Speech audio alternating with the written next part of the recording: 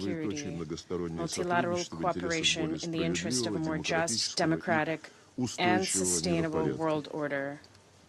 Возражений не вижу, повестка дня утверждается. The agenda is adopted. Хотел бы тепло приветствовать уважаемых высоких представителей, которые присутствуют в зале Совета Безопасности. Их участие в сегодняшнем заседании подтверждает важность обсуждаемой темы.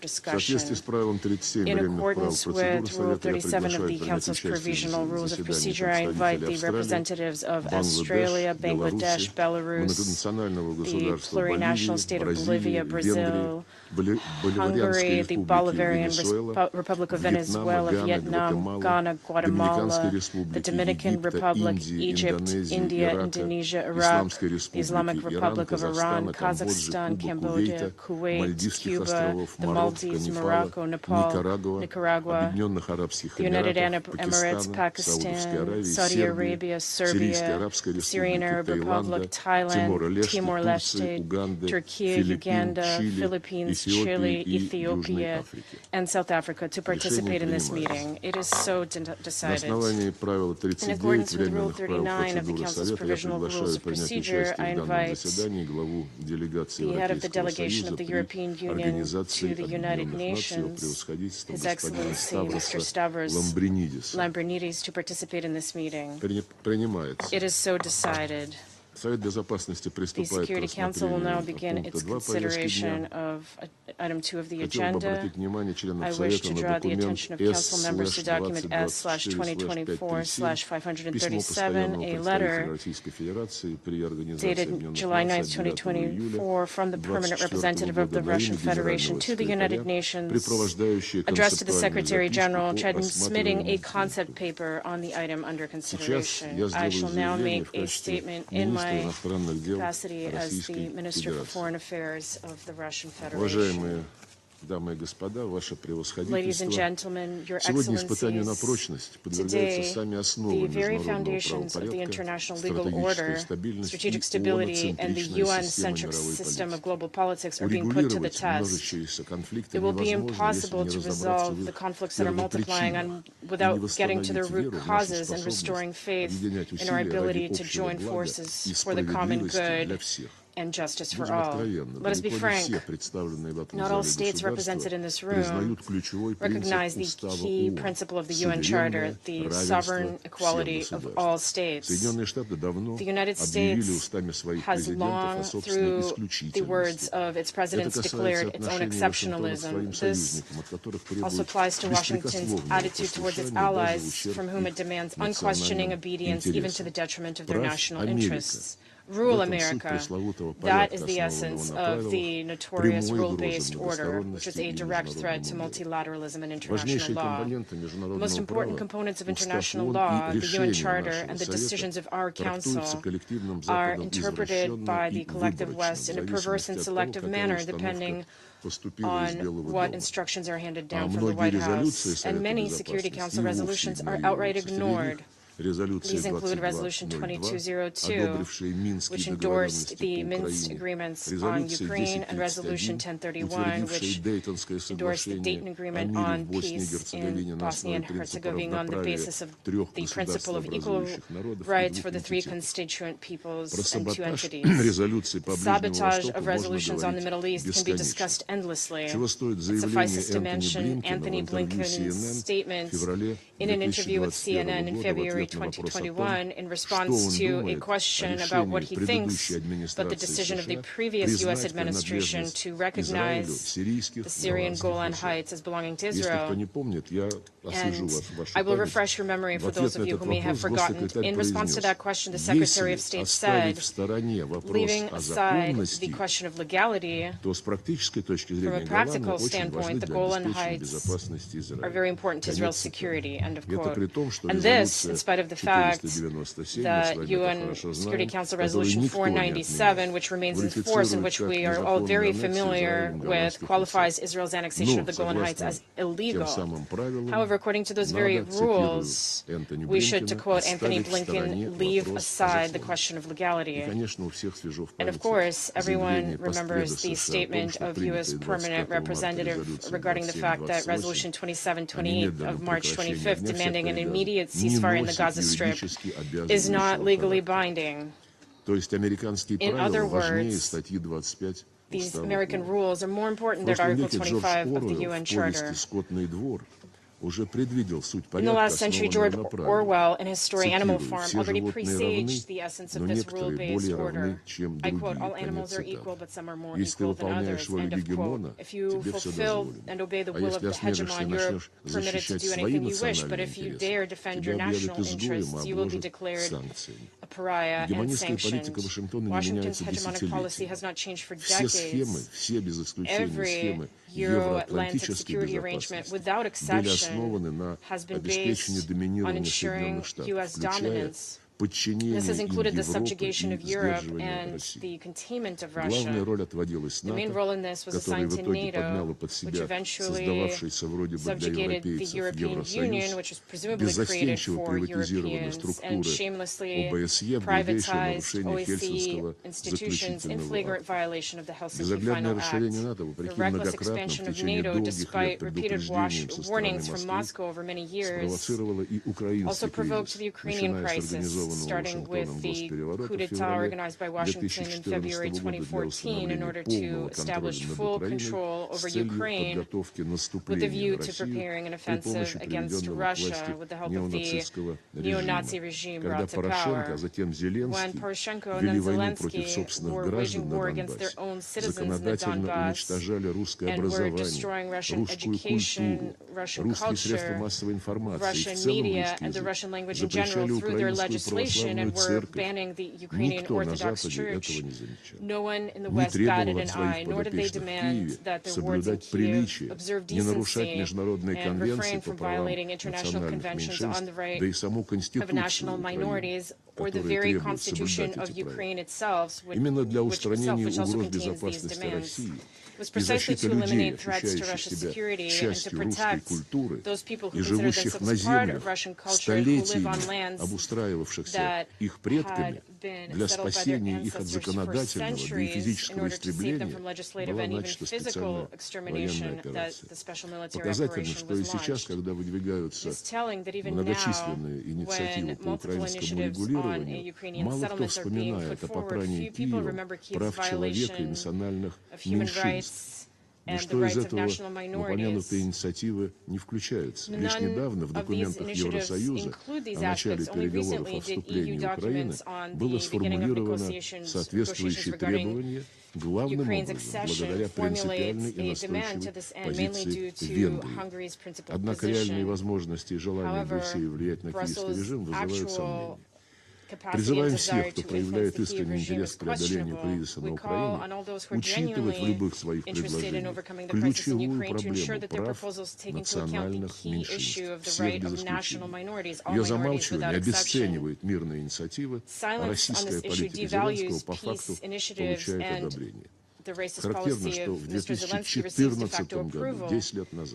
It is typical that 10 years ago in 2014, Zelensky said, if the people in the east of Ukraine and Crimea want to speak Russian, let them be, leave them alone, let them speak Russian legally. Language will never divide our homelands. End of quote. Since then, the U.S. has successfully re-educated him, and as early as 2021, Zelensky, in one of his interviews, demanded that those who feel a sense of affinity with Russian culture get out and go to Russia for the future of their own children and grandchildren. I appeal to the masters of the Ukrainian regime, make sure that it complies with Article 1.3 of the UN Charter, which guarantees the fundamental rights and freedoms of all people without distinction of race, sex, language, or religion. Dear colleagues, the North Atlantic Treaty Organization is not content with the war that it has unleashed against Russia through the hands of the unlawful authorities in Kyiv, nor is it content with the entire OSCE space. Having dismantled the fundamental agreements in the area of arms control, the U.S. continues to ramp up confrontation. Recently, at the summit in Washington, the leaders of NATO countries reiterated their claim to a leading role not only in the Euro-Atlantic region, but in the Asia-Pacific region as well. proclaimed intention is that NATO is continuing to be guided by the goal of protecting the territory of its member states, but in order to do this, they allegedly need to spread the alliance's dominance on the entire Eurasian continent and adjacent water. The military infrastructure of NATO is advancing into the Pacific region with the obvious goal of undermining the ASEAN-centric architecture, which for many decades was built on the basis of the principles of equality, recognition of mutual interests, and consensus. To replace the inclusive mechanisms around ASEAN, the U.S. and its allies are building closed confrontational blocs such as AUKUS and other quartets and trios. Recently, the deputy head of Pentagon, Mr. Hicks, stated that the U.S. and their allies must prepare for protracted wars, and not only in Europe. That is the end of the quote. In order to contain Russia, China, and other countries whose independent policies are seen as a challenge to its hegemony, the West is aggressively dismantling the global system that was originally built based on its models. Washington has done everything to blow up, including literally by organizing terrorist attacks on the Nord Stream gas pipelines, the foundations of mutually beneficial energy cooperation between Russia, Germany, and Europe as a whole. At the time, Berlin remained silent, but today we see another embarrassing period for Germany, whose leadership has unquestioningly complied with the U.S. in order to place U.S. medium-range missiles on its territory. Olaf Scholz said very ingeniously that the U.S. has decided to place high-precision offensive weapons systems in Germany, and this is a good decision. And amidst all this, Mr. Kirby spoke, the expert on media spoke on behalf of the U.S. president to say, we're not seeking to unleash a third world war. This would have horrific consequences for the European continent. A Freudian slip, as they say. Washington is convinced that if a new global war were to take place, it would be their European allies and not the U.S. who would suffer. If that's the analysis on which Biden's administration strategy is based, this is a very dangerous illusion, and Europeans must become aware of the suicidal role that has been assigned to us. Americans are holding the entire West at gunpoint and expanding their trade and economic war with those they see as undesirable, having unleashed an unprecedented campaign of unilateral coercive measures that are hitting Europe first and are leading to a fragmentation of the world economy. The countries of the global south, Asia, Africa, and Latin America are suffering from the neocolonial practice of the West, illegal sanctions, multiple protection measures, restrictions on access to leading technologies are counter to true multilateralism and create serious obstacles to achieving the 2030 agenda. Where are all those attributes of the free market where the United States and its allies taught everyone to follow? Market economy, fair competition, viability of practice, private property, presumption of innocence, free movement of people, goods, and capital, all that has been jettisoned. Geopolitics has buried the once sacred laws of the market for the West. Recently, we heard public demands from the officials of the United States, the European Union, aimed at China to reduce excess production in high-tech sectors because the West has started losing its long advantages in that area. Today, instead of market principles, we have the same rules. Colleagues, the actions of the United States and their allies are impeding international cooperation and the building of a more just world. They're taking entire countries and regions as hostages. They're not allowing peoples to fulfill their sovereign rights enshrined in the UN Charter, and distracting from the necessary joint efforts to regulate conflicts in the Middle East, Africa, and other regions, and reducing global inequality, eliminating terrorism, drug trafficking, and famine, and Чтобы остановить развитие событий по негативному сценарию, мы хотим предложить для обсуждения ряд шагов, которые направлены на восстановление доверия и стабилизацию международной обстановки. Первое. Необходимо устранить раз и навсегда первопричину разразившегося кризиса в Европе. Условия установления устойчивого мира на Украине изложил президент Путин. Не буду их повторять. Политика дипломатическое урегулирование должно сопровождаться конкретными шагами по снятию угроз Российской Федерации, исходящих с западного евроатлантического направления. При согласовании взаимных гарантий и договоренностей придется учитывать и новые геостратегические реалии на евразийском континенте, где формируется общеконтинентальная архитектура подлинно равной и неделимой безопасности. Европа рискует отстать от этого объективно-исторического процесса. Мы к поиску баланса интересов готовы.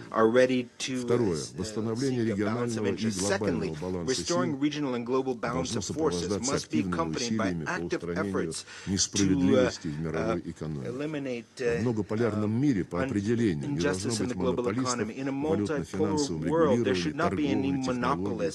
Эту точку зрения разделяет подавляющее большинство членов мирового сообщества. Особое значение имеет скорейшее реформирование бреттон-вудских институтов и Всемирной торговой организации, деятельность которой должна отражать реальный вес незападных центров роста и развития. Третье. Серьезные качественные перемены должны произойти и в других институтах глобального управления, если мы хотим, чтобы они работали на благо всех. Прежде всего, это касается нашей организации, которая до сих пор, несмотря ни на что, является воплощением многосторонности, обладает уникальной, универсальной легитимностью и общепризнанной широтой компетенции. Важным шагом на пути к восстановлению эффективности ООН стало бы переподтверждение всеми ее членами своей приверженности принципам устава, причем не выборочно, а во всей их полноте и взаимосвязи. О том, какую форму могло бы принять такое переподтверждение, можно подумать. Большую работу проводят образованные по инициативе Венесуэлы группа друзей в защиту устава ООН. Приглашаем все страны, сохраняющие веру в верховенство международного права, присоединиться к ее работе. Ключевым элементом реформы организации должно стать изменение состава Совета Безопасности, хотя само по себе оно не поможет наладить продуктивную работу, если не будет базового согласия о методах деятельности между постоянными членами. Это соображение, тем не менее, не отменяет императив устранения географических и геополитических перекосов в Совбезе, где сегодня явно перепредставлены страны коллективного Запада. Давно назревшим шагом является достижение максимально широкого согласия о конкретных параметрах реформы, призванных укрепить представленность Азии, Африки и Латинской Америки. Необходимы также перемены в кадровой политике секретариата, чтобы устранить засилье граждан и подданных стран Запада в административных структурах организации. Ну и, конечно же, генсекретарь и его сотрудники обязаны неукоснительно, без каких-либо исключений, соблюдать принципы беспристрастности и нейтральности, как того требует статья 100 Устава ООН, о чем мы не устаем напоминать. Четвертое. Укрепление многополярных начал международной жизни призвано способствовать помимо ООН и другим многосторонним объединениям. Среди них группа 20, в которой присутствуют как страны мирового большинства, так и западные государства. Мандат 20 строго ограничен вопросами экономики и развития, поэтому важно, чтобы предметный диалог на этой площадке был избавлен от конъюнктурных попыток вбрасывать геополитические сюжеты, иначе мы загубим эту полезную площадку. Все большую роль в построении справедливого многостороннего порядка на основе принципов устава играют БРИКС и Шанхайская организация сотрудничества. В них объединены страны, представляющие различные регионы цивилизации, сотрудничающие на основе равенства, взаимного уважения, консенсуса и обоюдоприемлемых компромиссов. Это я назвал бы золотым стандартом многостороннего взаимодействия с участием великих держав. Практическое значение для утверждения многополярности имеют такие региональные объединения, как multilateralism are such regional entities as CIS, Collective Security Treaty Organization, Euro-Asian Economic Community, ASEAN, the League of Arab States, African Union, and so on. We see as an important task to develop multiple and diverse contexts between them, including with the support of the UN. The Russian presidency of the Council will devote a topic on its agenda to the Eurasian Regional Organizations. Colleagues, speaking at the Parliamentary Forum of the BRICS on the 9th of July in St. Petersburg, Vladimir Putin said that the formation of a world order that reflects a real balance of forces is a complex and in many ways a painful process. Discussions on this topic, we believe, must be developed without devolving into pointless polemics. They should be based on a sound analysis of all the range of factors. First and foremost, it's important to restore professional diplomacy, culture of dialogue, the ability to hear and to listen, maintain channels of crisis communication. Depending on whether politicians and diplomats can formulate something like a vision of the future, millions of lives will depend on them, whether our world will be multilateral and just. It depends on member states. The foundation is the Charter of the United Nations. If everyone follows its letter and spirit, then the United Nations is capable of overcoming current divergences and to reach a common denominator on most issues. The end of history did not take place. Let's work together in the interest of the beginning of history of true multilateralism that reflects all the richness of cultural and civilizational diversity of the peoples of the world. I invite everyone to a frank discussion. Of course, it has to be an honest one. Thank you very much.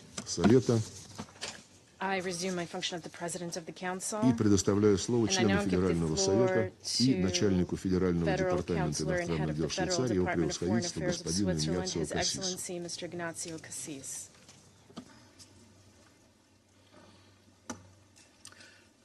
Monsieur le Président, Excellences, Mr. President, chers et chers collègues, dear colleagues, un ordre mondial plus juste, plus démocratique, et plus durable est un ordre qui place la liberté en son cœur.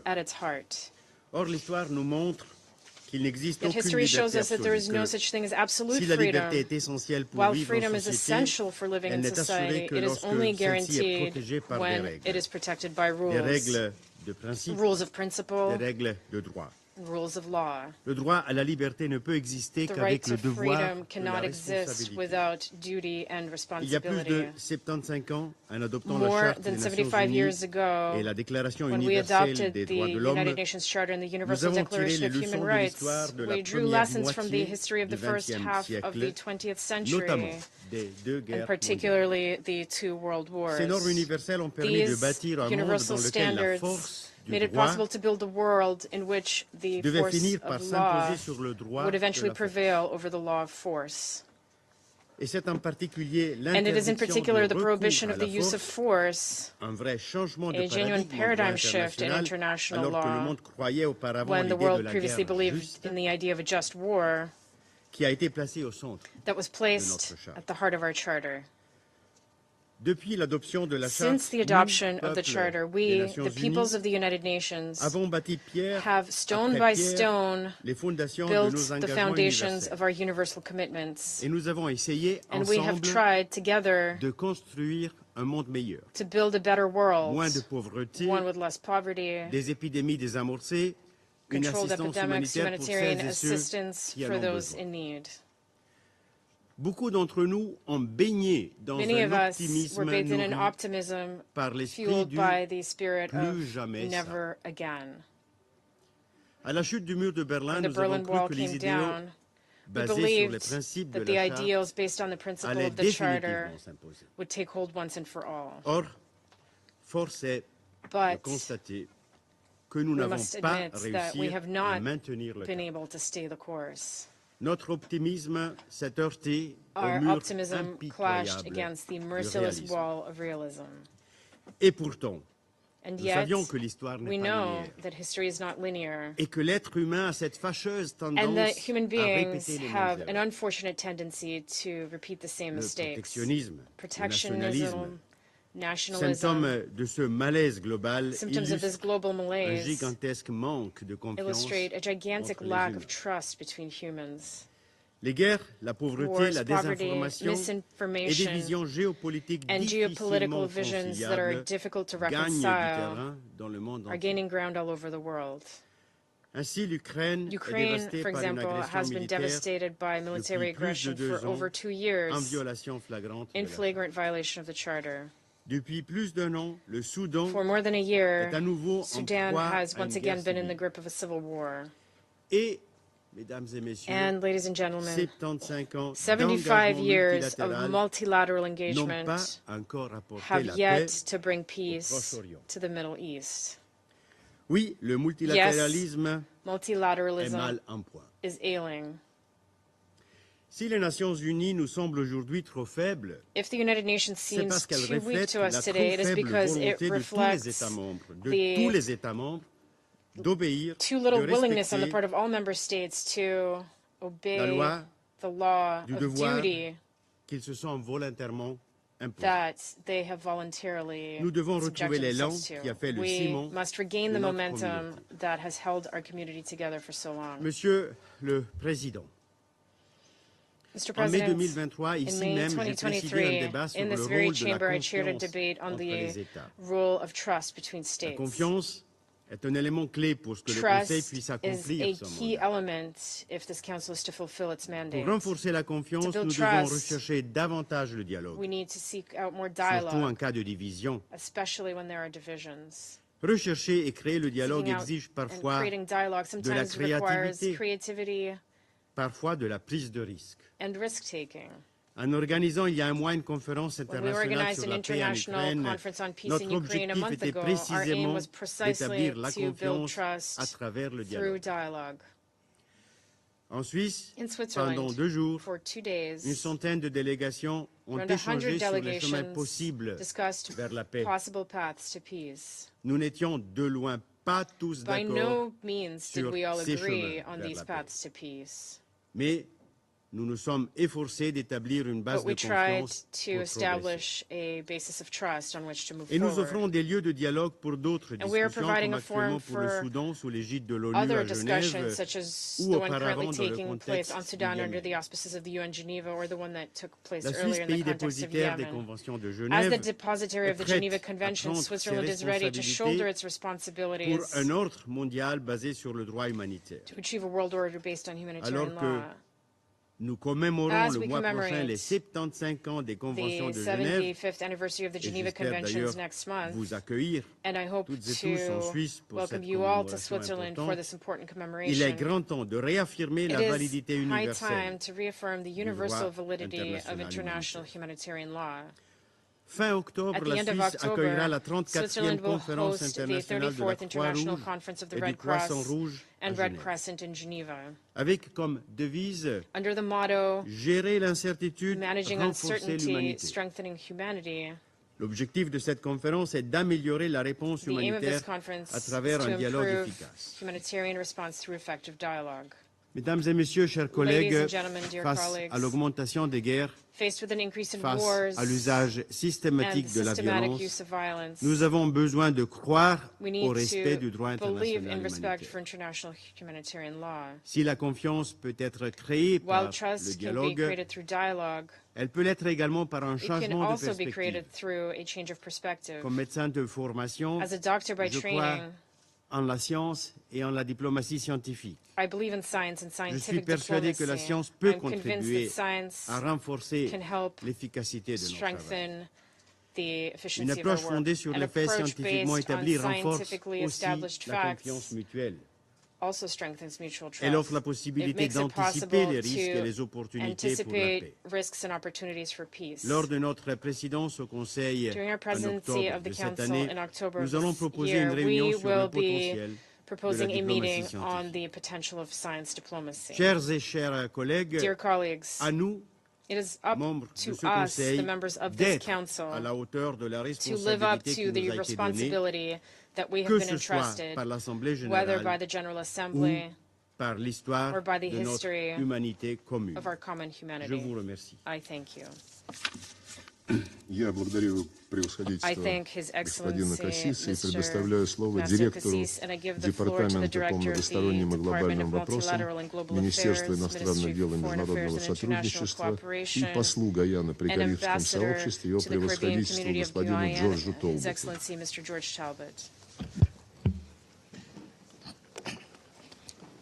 Mr. President, Excellencies, I thank the Russian Federation for convening today's open debate and welcome the opportunity for collective introspection and frank assessment of multilateral cooperation in the interest of a more just, democratic, and sustainable world order. In Guyana's view, such an order is exactly what was envisaged when the United Nations Charter was crafted. The critical ingredients can be found in the preamble to the Charter. A world free from the scourge of war.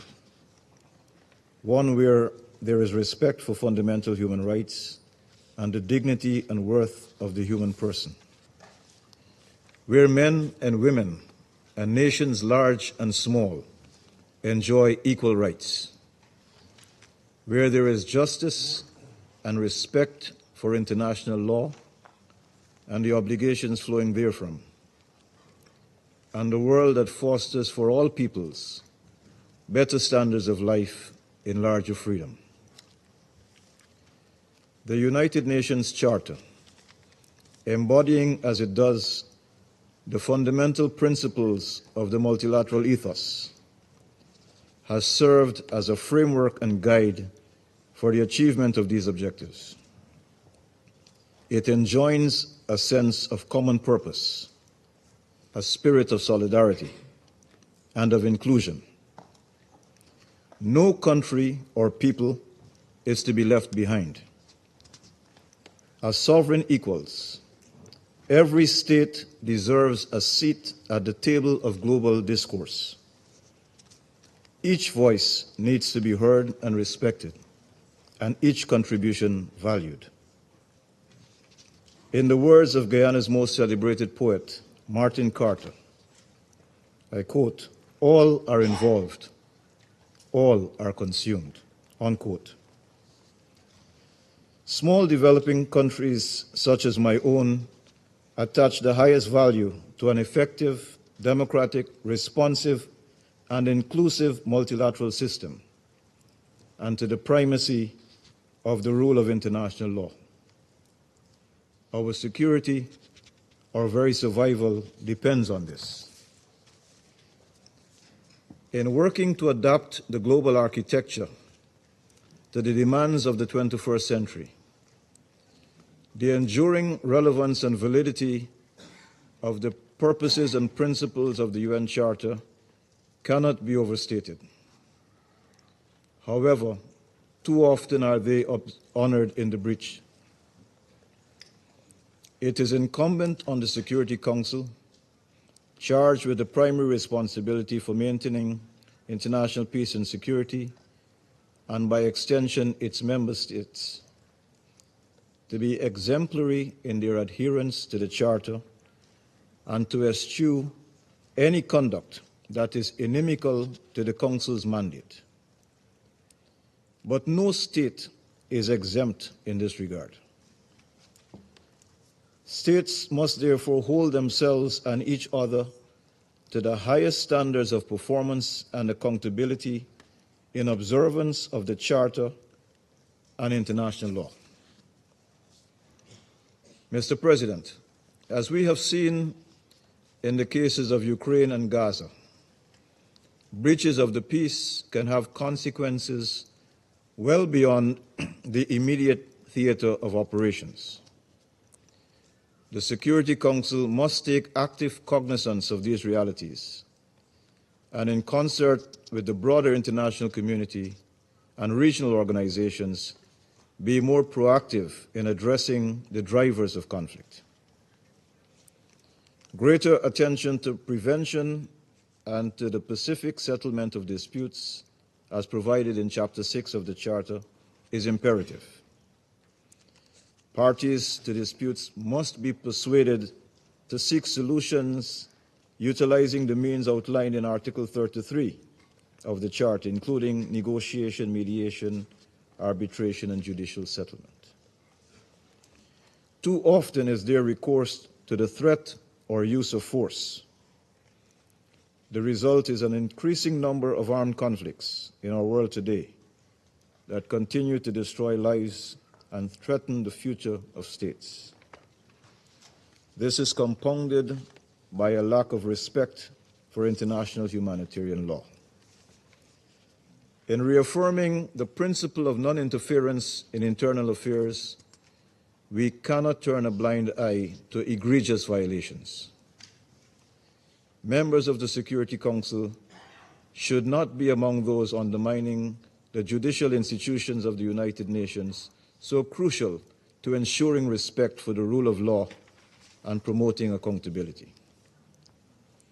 Mr. President, the thrust towards a more just, democratic, and sustainable world order will of necessity entail institutional reform, not least of the Security Council, arguably the least representative of global institutions. The Council must be made more representative, democratic, and accountable.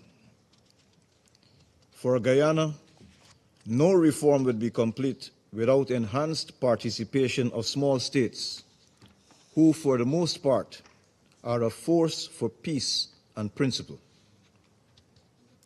Moreover, the multidimensional and interlocking threats and challenges of today require greater cooperation, complementarity, and coherence of effort across UN organs, international machinery, and member states. We must broaden our frame of reference and expand our toolkit to deal with the new threats that have evolved, such as those posed by climate change, cyber attacks, AI, disease, etc. Likewise, in the use of available resources to better address interlinked pursuits, such as between prevention and peace building and development and poverty eradication. Just a fraction of the vast resources dedicated to implements of war and destruction would more than suffice for the fight against poverty or hunger or disease or the combat of climate change, indeed for the promotion of sustainable peace in our world. Finally, on the question of trust among member states, within the Security Council, or wherever, this question is not new, nor is the answer. Trust is ultimately based on performance, the honoring of commitments, the assumption of responsibilities, the discharge of obligations. It is fostered by promoting real understanding and dialogue. Across the multitude of commitments, undertakings, and obligations, whether in the UN Charter, the 2030 Agenda, the Paris Agreement, or in the many other instruments, resolutions, and declarations adopted by these United Nations or beyond, a credibility gap exists that must be closed. I end, Mr. President, as the Charter begins. We the peoples.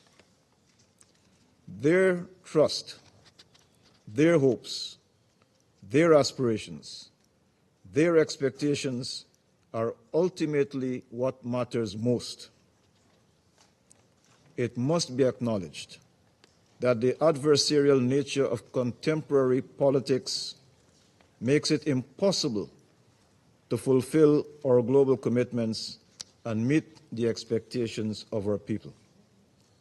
States must demonstrate by their actions that they are reliable and trustworthy partners committed to working together for the greater good of all. I thank you. Я благодарю его превосходительство господина Толбота за его заявление и сейчас предоставляю слово представителю Алжира. Mr. President, Excellencies, first I thank Russia for organizing this open debate, and I thank His Excellency Sergei Lavrov for coming from Moscow to chair this important meeting. Excellencies, this debate is very timely. Timely because our Council continues to struggle to find solutions to too many conflicts and crises, including in Palestine, where genocide is being committed as we speak. I hope this debate will help our Council to be more effective and less polarized. Mr. President, multilateral cooperation is not something new. There were instances of multilateralism through military alliance, treaties, and trade routes in the Mediterranean region and elsewhere during ancient times. While this may not fit the modern definition of multilateral cooperation, it illustrates the idea of various entities coming together for common purposes. Today, we cannot imagine a world without multilateral cooperation. It is essential for addressing complex global issues that no single country can solve alone. It also allows governments to pool resources, share knowledge, and develop joint solutions. As Council's members, this is precisely what we try to do every time we enter this chamber. Mr. President, multilateral cooperation faces multiple challenges. This requires the UN to adapt to emerging realities with multiple centers of power and to enhance its role in establishing a just, democratic, and sustainable international order. My delegation firmly believes that reforming the Security Council would increase the legitimacy of this UN organ. In this regard, expanding the Council's membership and prioritizing the historical injustice done to Africa will be a milestone. The open debate that will be held next month under the Sierra Leone presidency will allow us to discuss this issue further. In the meantime, the IGN's contribution to the Pact of the Future is an important step in the right direction. We thank the IGN's co-chairs, the permanent representative of Austria and Kuwait. Mr. President, regarding the opportunities we shall not miss, first and foremost, we have the 2030 Agenda. It represents a universal framework that addresses poverty, environmental degradation, and economic inequalities. And let's not forget that this agenda calls for the full realization of the right to self-determination of people living under colonial and foreign occupation. With less than 1/5 of the target on track, the world is failing to deliver on the SDGs promise. Urgent actions is needed. Excellencies, Algeria believes that to reestablish an atmosphere of trust in the UN, and in particular with this Council, we require more efforts to foster mutual respect, transparency, inclusivity, and openness.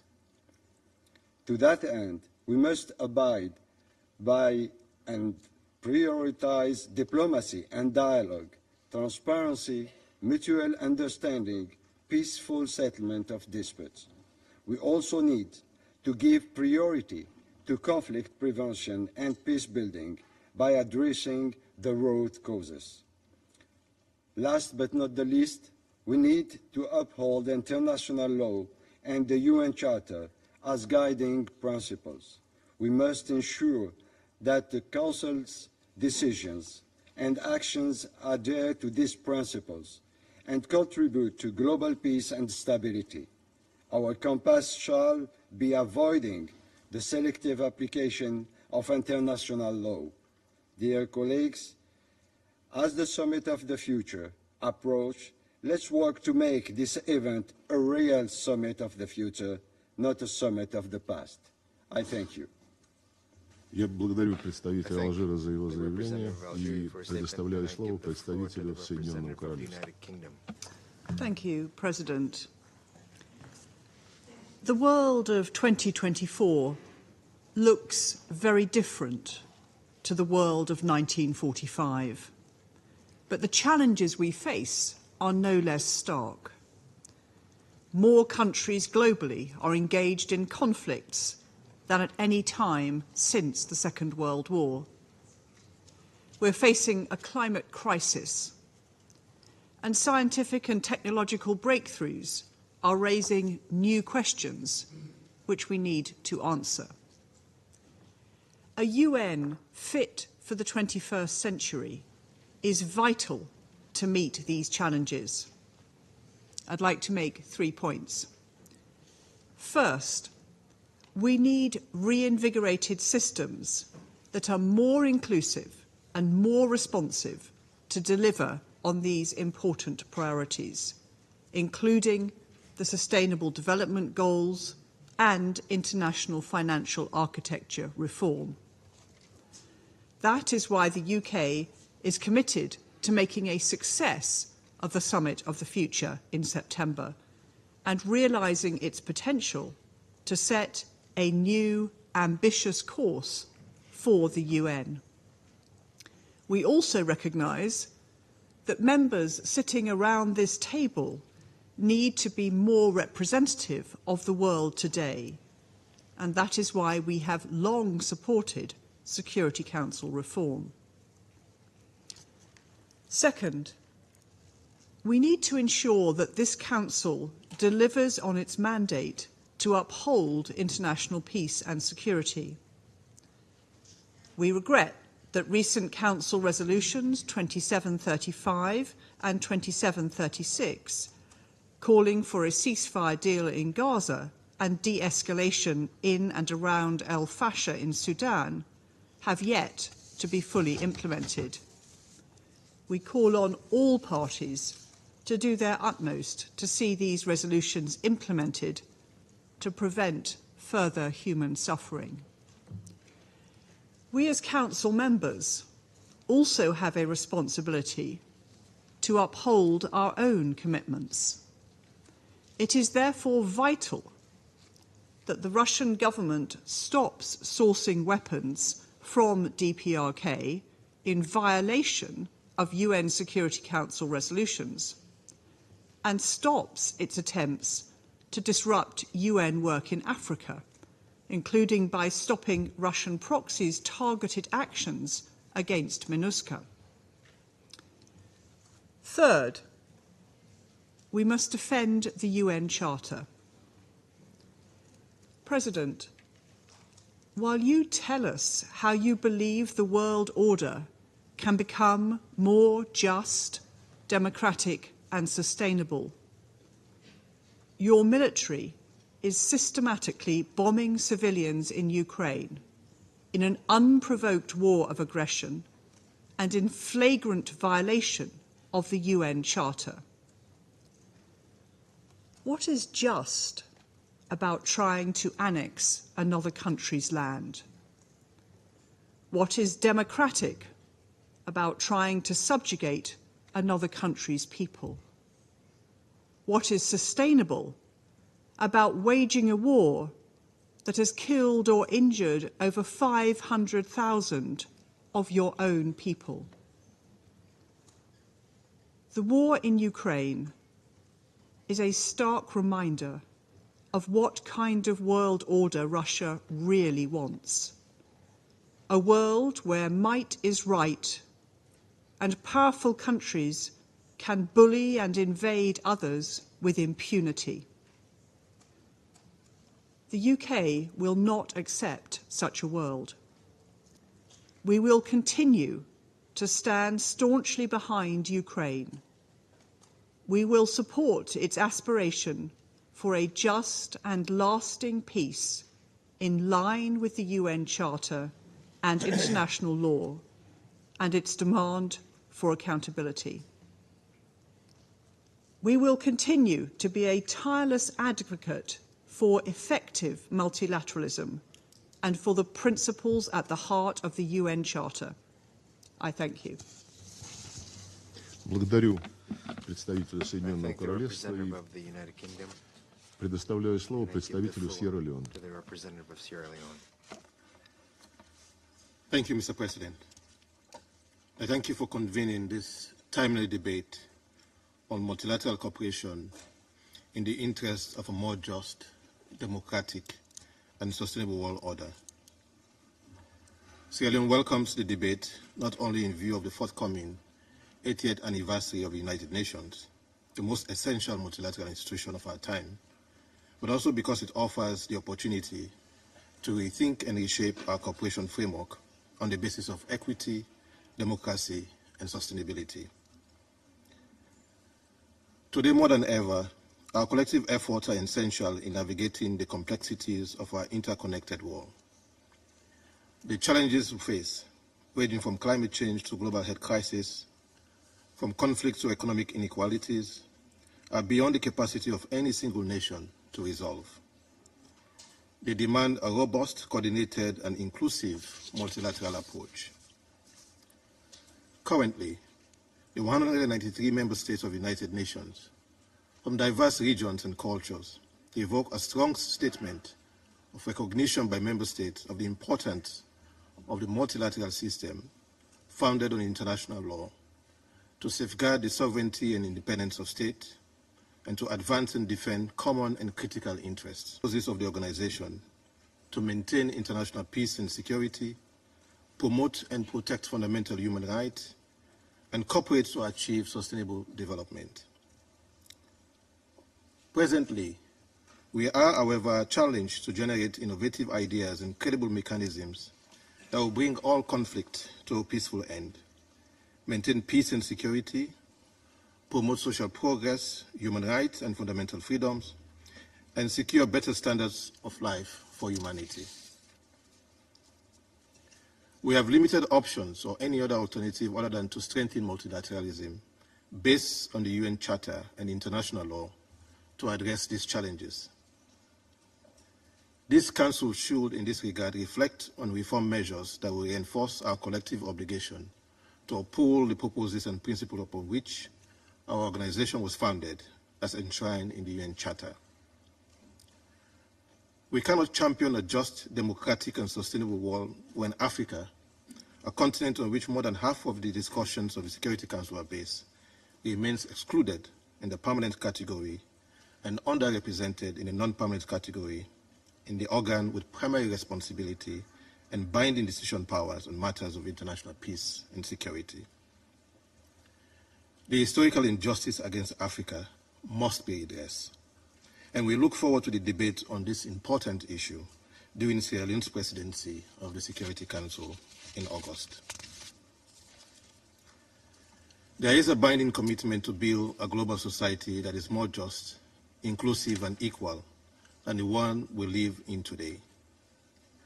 Accordingly, we must be committed to supporting and facilitating multilateral cooperation in the interests of a just, democratic, and sustainable world, with the United Nations at the center. Therefore, respecting the prohibition on the use of force, preserving and strengthening the values of peaceful settlement of dispute, upholding the dignity of humanity and meaningful sustainable economic development through international cooperation as enshrined in the UN Charter, the Universal Declaration of Human Rights, and reaffirmed in the 2030 Agenda for Sustainable Development, are essential to promote and support the three pillars of the United Nations. Mr. President, on the basis of the foregoing, let me highlight 4 key points. First and importantly, a just world requires an unwavering commitment to the rule of law. Respect for and upholding international law and the rule of law at the international level is a sine qua non. As it is self-evident that for multilateralism to be sustained and strengthened, it is imperative that states abide by the obligations under the UN Charter and international law, eschewing selective application of the law. To strengthen multilateralism through international law and the rule of law, states are also urged to use or continue to use international courts, in particular the International Court of Justice, as a potential tool to address shared interests of international concern. This could be seen as the application of international law to multilateralism, thereby ensuring justice and accountability in solving legal disputes. The judicial settlement of dispute in a way giving expression to Article 2, Paragraph 3, and Article 33 of the UN Charter, and reinforcing the rule of international law. Secondly, a democratic world order should be centered around the principles of transparency, accountability, and inclusive participation. Democracy is not merely a system of governance, but a foundation upon which the principle of sovereign equality of states rests. Support for democratic practices and transparent processes at the international level allows for inclusive participation and ownership, and thereby putting an end to the paradigm of inequality, inequities, as well as safeguarding against the erosion of democratic tenet of sovereign equality. It is imperative for pluralism to be reinforced, allowing for the voices of all actors in international relations to be heard. Thirdly, we acknowledge that sustainability is the bedrock of a world order that promises longevity and prosperity for future generations. The 2030 Agenda for Sustainable Development and the Paris Agreement on Climate Change provide us the blueprint. Additionally, the Summit of the Future affords us the opportunity at the highest level to outline an ambitious agenda, not only to forge a new international consensus, but also to establish a new global agreement on multilateral solutions with a commitment to deliver a better present and safeguard the future. We must thus accelerate our efforts to combat climate change, promote sustainable development, and protect our planet's biodiversity. This includes fostering innovation in green technologies, enhancing global cooperation on environmental issues, meaningful capacity development and transfer of technology, and ensuring that economic growth does not come at the expense of our planet's health. Fourthly, it is imperative to highlight the role of the Bretton Woods institutions, the International Monetary Fund and the World Bank, in creating a just, fair, and sustainable world. These institutions were established to promote international economic cooperation and stability. However, as the global economic landscape has evolved, so too must these institutions. We must ensure that their policies and practices are aligned with the principles of equity, sustainability, and democratic governance. They must assist states and government to deliver on their social contracts. Their programs must not drive a wedge between citizens and their government, exacerbating tensions that may exist. A pressing issue that requires our immediate attention is the burden of debt on developing nations. Many countries are trapped in a cycle of debt that stifle their development prospects and exacerbate poverty and inequality. Debt cancellation and comprehensive debt treatment are not just economic necessities, but means to address some of the root causes of conflicts. By providing debt relief, we enable these nations to invest in health, education, infrastructure, and sustainable development, thereby fostering global stability and prosperity. Debt sustainability should be a cornerstone of our multilateral effort.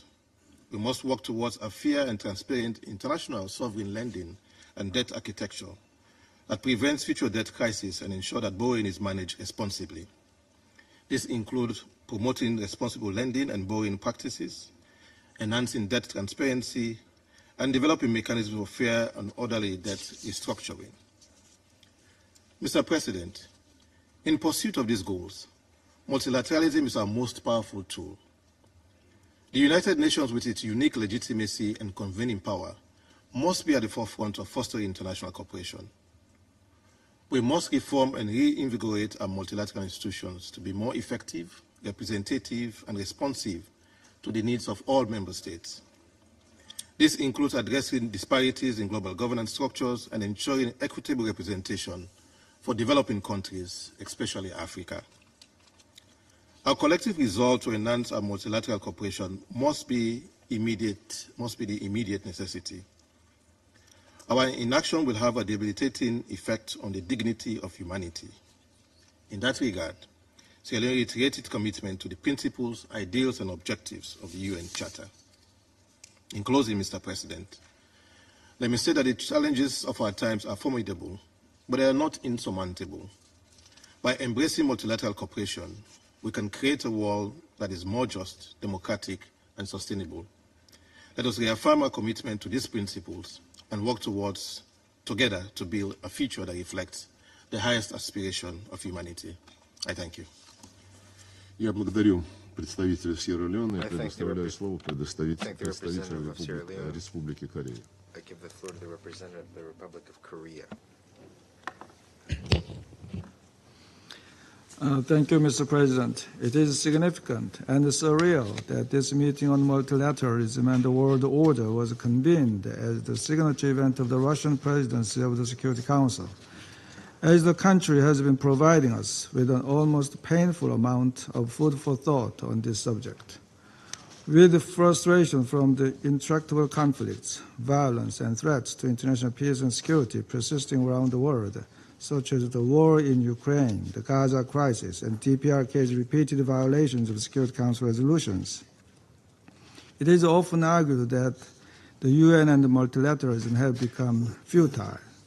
It is truly frustrating that in practice, the UN indeed was designed to be powerless in case a permanent member of the Security Council uses force in violation of the UN Charter and is determined to get away with it. However, this does not mean that we should give up on the UN or multilateralism. Dear colleagues, even without binding decisions, the United Nations, in particular the Security Council, still provides a valuable platform to exchange views among member states and construct the right narrative for the international community. The United Nations can serve as a megaphone that sends out clear messages towards the global audience that the violation of the UN Charter by any member states is unacceptable, thereby ultimately thwarting the ambitions of violators and guiding us in the right direction. In our view, this enduring multilateral diplomatic space is even more relevant in the deepening skepticism and chaos we face today. Against this backdrop, I'd like to highlight the following points. First, diversity must be fostered in a manner that promotes universal values.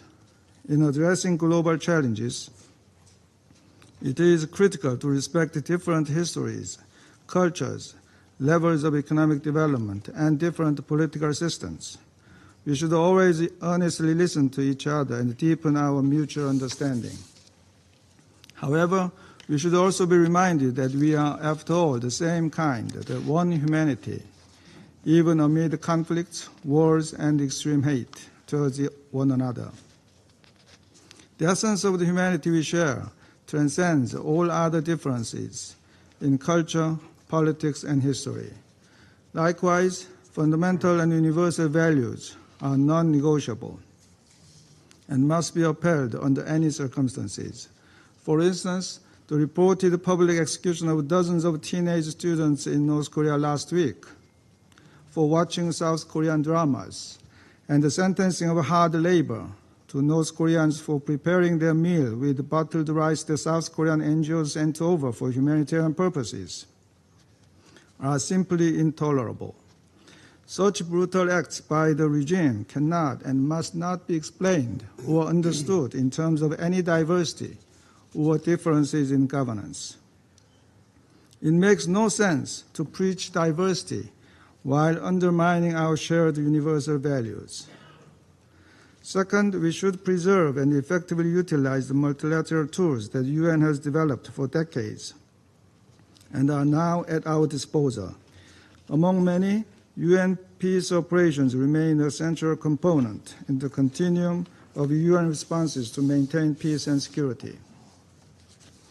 We strongly call for full support for these missions, both in terms of mandates and resources, to better protect civilians, prevent conflicts, establish the rule of law, and promote human rights. As mentioned in the Secretary General's new agenda for peace, the UN Security Council sanctions regimes also remain an important UN Charter instrument to address threats to international peace and security. Sanctions should be more targeted and effective, minimizing unintended humanitarian impacts. At the same time, we need to ensure that sanctions measures are effective enough to achieve their intended goal, bearing in mind that every sanctions regime has its own history and background. Undermining sanctions regimes without good reasons or for self-serving purposes, including the monitoring mechanism, can only further complicate and destabilize situations. In this connection, Russia's single-handed dissolution of the panel of experts on DPRK sanctions in April demonstrated how grave violations of Security Council resolutions by a permanent member, such as the trading of arms with North Korea, can result in the destruction of an indispensable Security Council institution. One lie leads to another, and one crime leads to another. Colleagues, this brings us to my next point, that accountability for decisions and agreements must be ensured. The concept note for today's meeting asks us whether the international order should be founded on a polycentric or a unipolar paradigm. But in our view, this question is about how we analyze an existing phenomenon, not a matter of choice. Whether we are living in a multipolar world or not, what matters is that we realize sustaining peace from it. We have seen the consequences of the multipolar order, or rather disorder, of the 1920s and 30s. It is our common goal not to let such history repeat itself. One way to achieve this goal is to ensure that the United Nations outperform the League of Nations and stick to the rules and principles that we have agreed upon as much as possible, including the UN Charter and the Security Council resolutions. This is what we can choose. These rules should be applied to everyone in a fair and consistent manner. It must also be made clear that consequences will follow for violators, rather than allowing impunity. Only then can the rule of law be established. In particular, it is paramount that the prime principles of the UN Charter, such as the non-use of force, respect for other nations' sovereignty and territorial integrity, and the promotion of human rights, are upheld in every corner of the world without leaving any vacuum. There are no so-called legitimate concerns that justify violation of these basic principles. Colleagues, as we look ahead to the summit of the future, we do not want our present to be remembered by future generations as a dark era of multilateralism. Instead, let it be known as a key juncture when we overcame the criticism of futility against multilateralism with tenacious joint efforts to promote our shared universal values. I thank you. Благодарю представителя Республики Корея. I thank the representative of the Republic of Korea, and I give the floor to the United States. Thank you, Mr. President. The United States welcomes the opportunity to come together to discuss this serious matter of international peace and security and multilateral cooperation, even if it was convened by a council member that has shown time and time again that it doesn't take this matter seriously. And in fact, as I listened to the Russian representative's statement, I thought I was in the wrong room, because this seemed to be a session whining about the United States and the West, and I hardly heard the word multilateralism mentioned. Colleagues, as you all know, member states are invited to donate artwork to the United Nations, and these official gifts are meant to epitomize the ideals of the United Nations, the values outlined in its charter. You may all ask, why am I mentioning this? Well, beyond this chamber, at the easternmost edge of the United Nations North Lawn, is Russia's gift, presented in 1959. It's a bronze statue of a man beating his sword into a plowshare, transforming a weapon of war into a tool for the common good, prioritizing food security and agricultural prosperity over destruction. And so it's ironic that today, the very country that erected this statue, this statement of the UN's ideals, is now actively engaged in a war of aggression against its neighbor. A war that has weaponized food, worsening food insecurity, not only for Ukrainians, but for tens of millions of hungry people around the world. A war that has severely damaged Ukraine's power production, threatening to leave hundreds of thousands in the cold this winter. A war that has killed thousands of innocent people, including dozens, just last week at a pediatric hospital in Kyiv.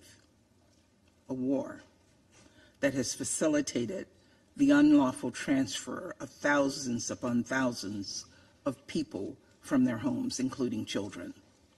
And a war that has caused Moscow to resort to nuclear brinksmanship and to violate international sanctions obligations.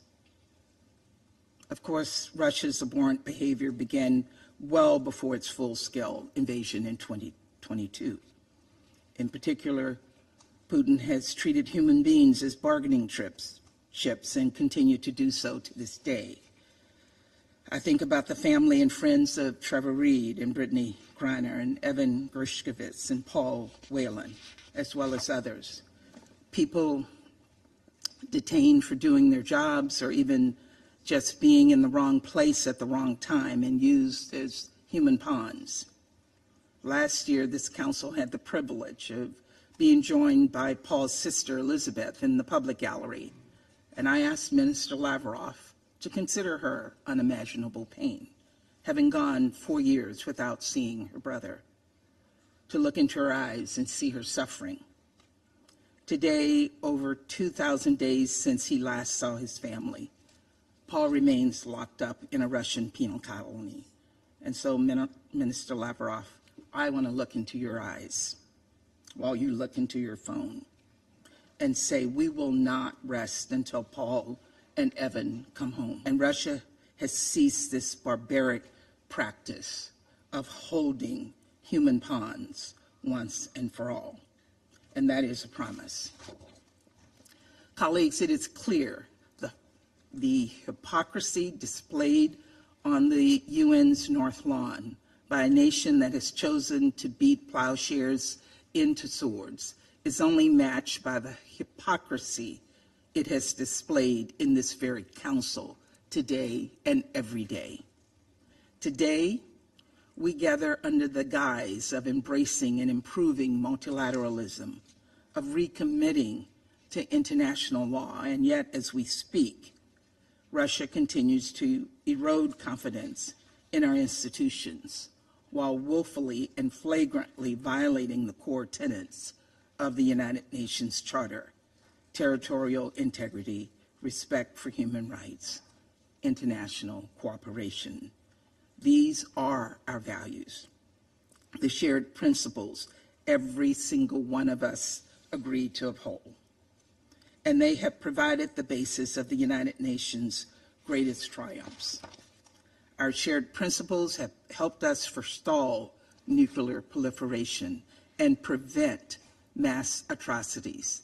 They have helped us forge peace after years of strife and provide desperately needed humanitarian aid to those in need. Now, let me be clear, I'm not starry-eyed. The United Nations isn't perfect. It reflects a deeply imperfect world, one filled with conflict and contradiction. The debates we have in this room exist beyond it too. And yet, this institution endures. Multilateralism endures because we need it to endure. We need an effective United Nations to tackle the kind of borderless challenges that affect us all. More than that, the United Nations endures because people and nations continue to see its promise. And even in the darkest moments of the past few years, those people, those nations have offered glimmers of hope, moments in which multilateralism won out over isolationism, hope over cynicism. And I think about the global response to Russian aggression. In the aftermath of Russia's full-scale invasion, 143 UN member states came together to affirm Ukraine's territorial integrity and sovereignty. Time and time again, the vast majority of this council has spoken out against Russia's illegal, unprovoked, unnecessary war and against all those who enable it. And in multilateral fora across the globe, including at last month's Ukraine Peace Summit in Switzerland, leaders have committed to Ukraine's recovery, reconstruction, reform, and modernization, to good faith negotiations toward a just and lasting peace, consistent with the principles of the UN Charter. In all of these efforts, the United States has been inspired by the extraordinary courage and the resilience of the Ukrainian people. Ordinary citizens willing to risk everything to protect the values they hold dear: democracy and justice, equality and humanity, peace and security. The very values we all have the privilege, in fact, the responsibility to fight for here in this chamber.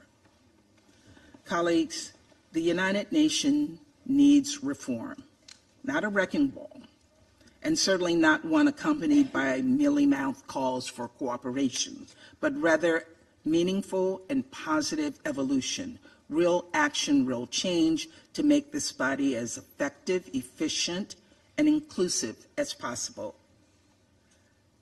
And so, in the face of Russia's divisive rhetoric, attacks on an international architecture we all helped shape, and flagrant violations in Ukraine and all around the world, those of us committed to progress both within this institution and beyond it can do more. In fact, we must do more. For our part, the United States is committed to modernizing and strengthening this institution and the multilateral system more broadly to better reflect the priorities of all member states, including developing countries. Whether it's working with shareholders of multilateral development banks to address economic barriers to achieving the SDGs, or championing efforts to reform the Security Council itself, fostering accountability and transparency, and ensuring this body incorporates geographically diverse perspectives, including permanent representation from the Global South. It's why I conducted a wide-ranging set of conversations on Council reform, a listening tour with member states, reform groups, regional groupings, and other institutional systems, and why we will continue to engage widely to ensure this body is fit for the 21st century. Creating this change and upholding the rules-based international order as defined by the Charter aren't mutually exclusive. On the contrary, they are mutually reinforcing. And so as we work to reform multilateral systems, we will uphold our commitment to the international community, from the UN Charter to other treaties and conventions, international humanitarian law to World Trade Organization rules. Not, as my Russian counterpart might argue, to keep other nations down, but rather to help them build up, to ensure that everyone plays by the rules and that the rules are fair to everyone, including the developing nations that have for far too long been used and abused by Russia. To that end, we will champion fundamental universal human rights at the very core of that international order: freedom of belief and religion, expression, and peaceful assembly, no matter who you are or where you were born, what you own or how you pray. We will steadfastly pursue a peaceful resolution to conflicts around the world while working around the clock to promote diplomacy, to expand and accelerate humanitarian efforts, to aid in reconstruction, to not only respond to the crisis of today, but work to prevent them. And we will renew our commitment to achieve the Sustainable Development Goals, to heal the climate, to end poverty and hunger, to fight corruption, to sow equity and justice where it is under assault, to achieve the kind of monumental change only we can as a united global community. Colleagues, this is our charge. This is the moment the United Nations was designed to meet. And so we must rally behind the UN Charter and its fundamental principles of sovereignty, of territorial integrity, of peace and security. We must embrace multilateralism for what it is, not a politically expedient buzzword, but a means of achieving real progress on the issues that affect us all. And finally, we must turn swords into plowshares, conflict into common good, and together create a more peaceful, prosperous world for us all. Thank you. Я благодарю представителя Thank the Соединенных Штатов representative of the United States за красочное выступление for и the very предоставляю eloquent statement, and I now give the представителю floor Мальты. to the representative of Malta. Thank you, President. International law and the UN Charter, underpinned by respect for all fundamental human rights, are the bedrock of multilateralism. They form the essential tenets for diplomacy and international relations. We must remain committed to all fundamental principles of international law, emphasizing that these principles should be seen as complementary rather than conflicting.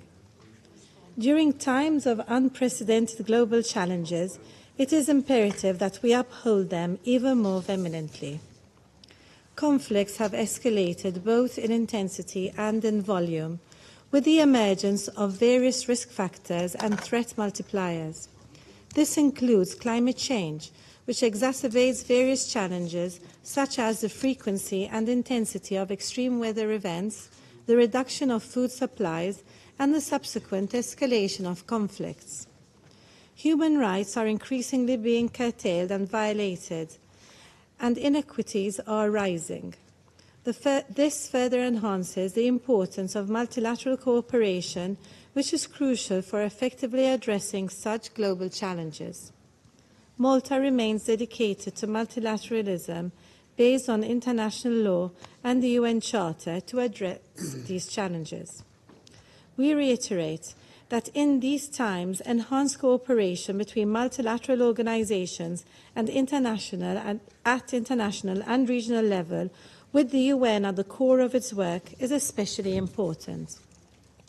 The system must continue to evolve to answer to today's challenges. It is fundamental that such an evolution safeguards and facilitates the full, equal, meaningful and safe participation of women in order to promote gender transformative actions and agreements. President, we believe that the Summit of the Future presents a critical opportunity for all states to recommit to multilateralism based on a good faith interpretation of international law and the UN Charter, with the UN at its centre.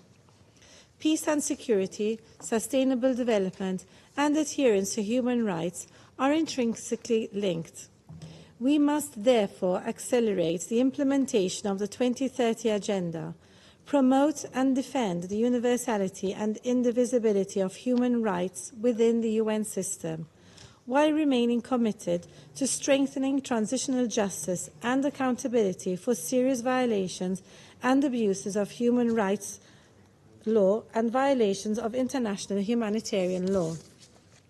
Malta therefore remains a strong advocate for the integrity, independence and functionality of the UN human rights mechanisms, as well as a steadfast supporter of the International Criminal Court and other international judicial mechanisms. We cannot have peace and security without adherence to the entirety of international law and the UN Charter. In this regard, we must point out the continued blatant disregard shown by the Russian Federation for international law and the UN Charter in their unprovoked and unjustified aggression against Ukraine. This illegal aggression has caused death and injury to hundreds of thousands, including many civilians, grave violations against children, destruction of civilian infrastructure, including schools and hospitals, and caused worldwide food shortages. On this occasion, we again urge the Russian Federation to immediately and unconditionally withdraw its military forces from the entire territory of Ukraine within its internationally recognized borders, and to turn to dialogue and diplomacy as the tools which can bring stability to the region. In closing, multilateralism based on international law and the UN Charter, with respect for fundamental human rights, is the only way to rise to today's global challenges. Malta remains committed to working towards this goal. Thank you. I thank the representative of Malta for her statement, and I now give the floor to the representative of Japan. Mr. President, no single country can single-handedly solve today's various complex global challenges that fellow Council members already lined up. We need a collective multilateral response, and the UN must be at the heart of it. Multilateralism functions only when member states work together based on mutual trust and cooperation. Given the diverse views and positions of each country on various issues, what unites us is our shared collective commitment to the fundamental principles of international law, including the UN Charter. It is tragic irony and blatant hypocrisy that this debate is being organized under the presidency of Russia, focusing on how multilateralism should work better. On one hand, in the concept note of this open debate, Russia emphasizes, for example, the importance of ensuring commitment to the purposes of principles of the UN Charter, the need to re-establish the atmosphere of trust and dialogue, concern about the increase and the escalation of the use of force and the areas of conflict, and need to ensure equal and indivisible security for all. On the other hand, its aggression against Ukraine goes against all of the above, clearly breaching Ukraine's sovereignty and territorial integrity, which are core values of international law. The unprovoked war of aggression against a sovereign state by a permanent member of the Security Council is outright defiance of the UN Charter and Security Council resolutions, including those on North Korea, and constitutes a threat to global peace and security. The relentless use of the veto that has accompanied this aggression has blocked the Council from making decisions and taking collective actions, paralyzing and discrediting the Council when the world needs it most to fulfill its responsibility. How can Russia criticize others' selective approach on applying international law and imposing arbitrary measures, while at the same time violating the very international law it says it is committed to whenever it wants? Indeed, there is no country with a flawless historical record in its foreign policy. All of us should squarely face this reality and be humble about it. However, whatever blame Russia tries to put on others, it will never legitimize or distract the world's attention from Russia's unlawful conduct on the Ukraine situation. As shown by the General Assembly resolutions related to Ukraine, the overwhelming majority of the membership understands who is to blame. Russia must first and foremost withdraw all its troops and equipment from the territory of Ukraine within its internationally recognized borders immediately and unconditionally. We strongly oppose any unilateral attempts to change the peacefully established status of territories by force or coercion anywhere in the world, and reaffirm the acquisition of territory by force is prohibited by international law. We need to strengthen the UN, which is the center of multilateral cooperation. In particular, we need an early reform of the Security Council to reflect current realities rather than those of 80 years ago. Increasing representation of unrepresented and underrepresented regions is crucial. At the same time, Council membership is not privilege, but a solemn responsibility for the maintenance of international peace and security on behalf of the entire UN membership. The Summit of the Future is an epoch-making opportunity to take stock of what we, the member states, have discussed so far on Security Council reform, and to show to the world a way forward with a sense of urgency. We have no doubt the UN continues to be the largest, most legitimate, and most indispensable international body in which to discuss, debate the most critical issues of the world. The future of the UN solely depends upon us. We have much to do. Let us do it legitimately. I thank you. Я благодарю представителя Японии за его заявление и предоставляю слово представителю Франции. Monsieur le Président, après la Seconde Guerre mondiale, la Charte des Nations Unies a créé un ordre international au service de la paix, fondé sur l'égalité souveraine des États, le respect du droit international, le non-recours à la force et le règlement pacifique des différends. Elle a confié à ce Conseil la responsabilité du maintien de la paix et de la sécurité internationale. Au service de cette ambition, nous ne connaissons qu'une méthode, le multilatéralisme, c'est-à-dire l'élaboration de règles universelles auxquelles nous choisissons tous d'adhérer afin de permettre l'émergence d'un ordre mondial plus juste, plus démocratique et plus durable. La Russie ne peut appeler de ses voeux un tel ordre mondial tout en bafouant les principes fondamentaux du multilatéralisme. Pareil à un pompier pyromane, elle appelle un ordre mondial plus juste, mais elle multiplie les violations de la charte et elle met en péril notre système de sécurité collective. Alors que la charte bannit le recours à la force, sauf en cas de légitime défense ou autorisation de ce Conseil, il y a eu recours illégalement contre la Géorgie en 2008, contre la Crimée et le Donbass en 2014, et elle conduit une guerre d'agression à grande échelle contre l'Ukraine depuis plus de 2 ans. Elle continue ainsi de violer la souveraineté et l'intégrité territoriale de l'Ukraine, des règles fixées par la Charte et auxquelles, je crois, nous sommes tous attachés, y compris au-delà de ce Conseil. Elle bafoue le droit international en ciblant de manière délibérée les civils et les hôpitaux. Elle bombarde systématiquement les infrastructures énergétiques et alimentaires ukrainiennes, privant sciemment la population civile de l'accès aux biens essentiels. Elle bafoue le droit international en déportant des enfants ukrainiens et en employant de manière systématique la torture et le viol comme arme de guerre, comme le relève la Commission d'enquête internationale et la mission sur surveillance des Nations Unies en Ukraine.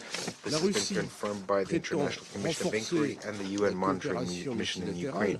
Les claims to strengthen multilateral cooperation, but violates the sanctions regimes against North Korea and Iran by sourcing weapons and munitions from these two countries. It also disregards the orders of the International Court of Justice, which demanded, starting in March 2022, that it suspend its military operations in Ukraine. Lastly, it ignores the resolutions of the General Assembly, which condemned unequivocally the violations of the Charter and called for an immediate end of its aggression as well as the withdrawal of its troops from Ukraine.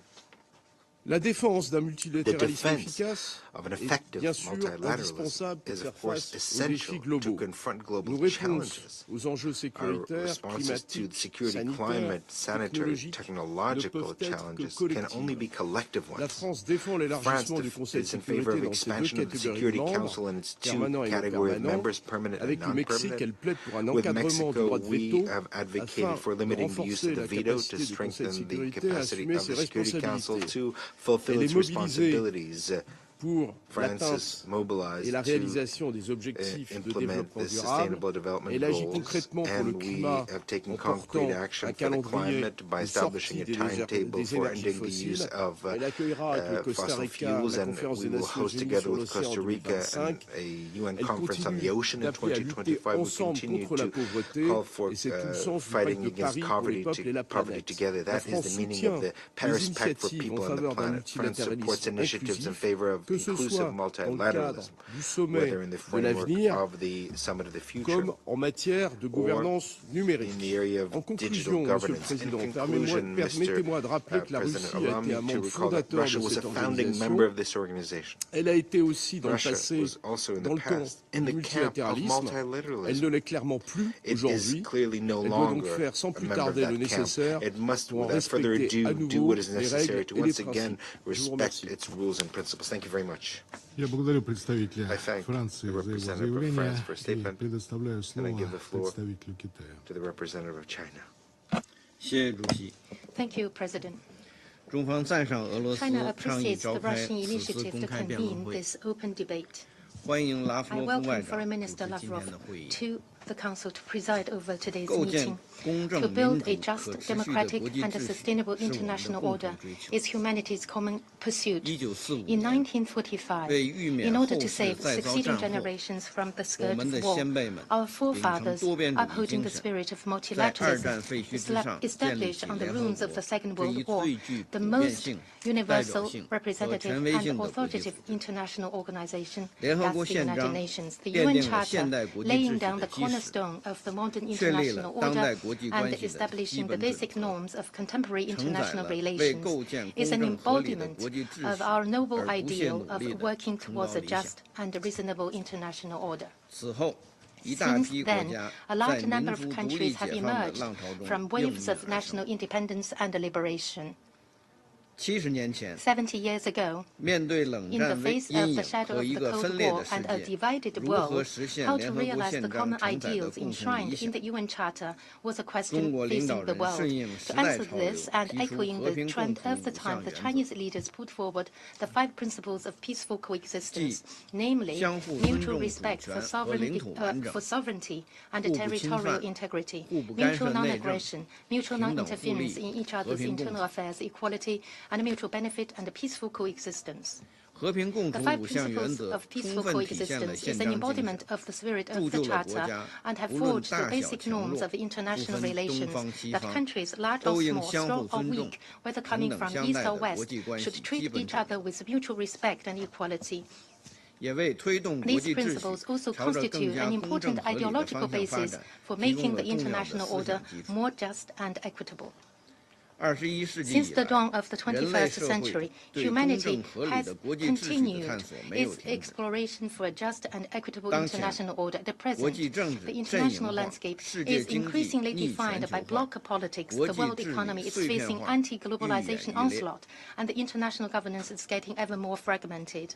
Humanity is once again faced with the historical choice of where to go from here. President Xi Jinping's proposal of building a community of common future for humanity was put forward with the aim of better carrying forward the purposes and principles of the UN Charter and the 5 principles of coexistence under the new circumstances. China believes that in order to promote the building of a more just and equitable international order, efforts should be made in the following 6 areas. First, we must uphold sovereign equality.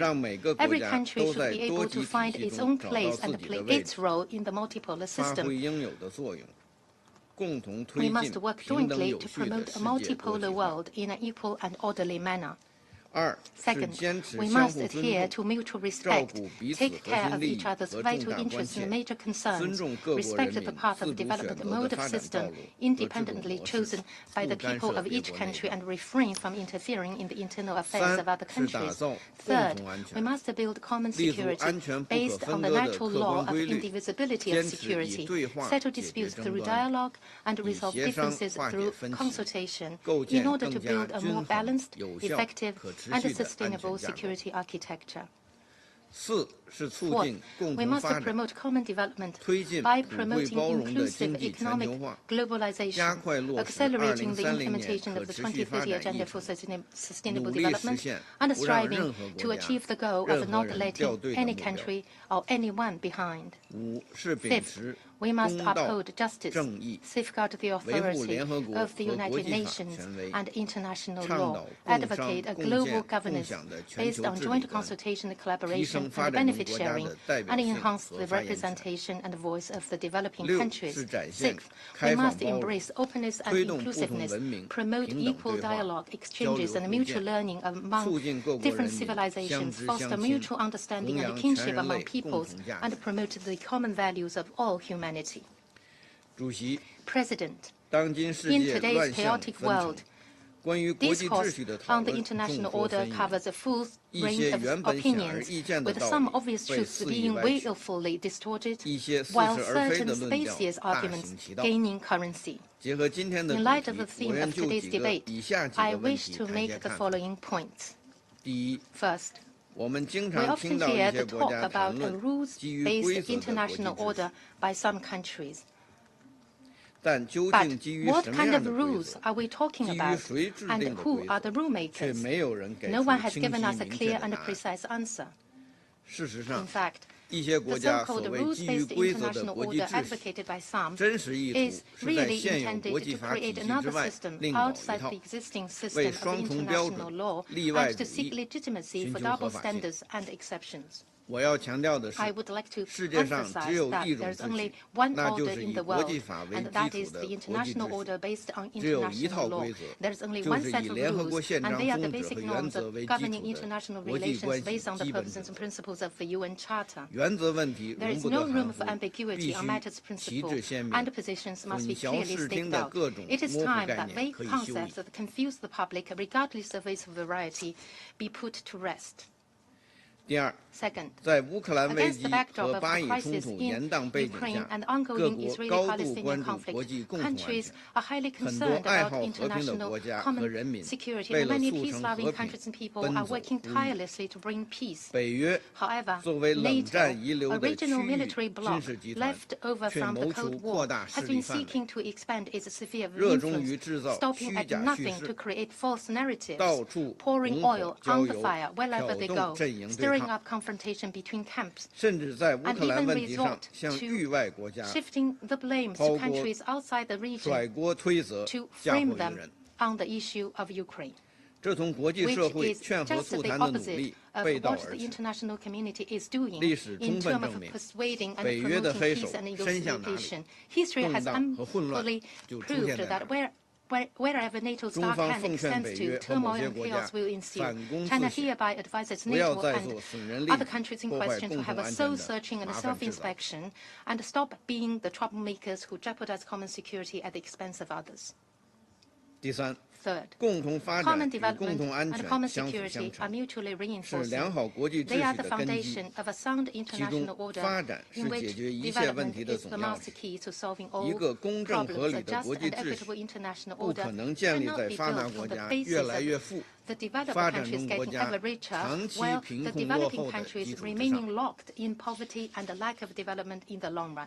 We must respond to the general trend of the collective rise of the global south and make substantive strides in such areas as reform of the international financial architecture and artificial intelligence governance, so as to help and empower the developing countries to catch up.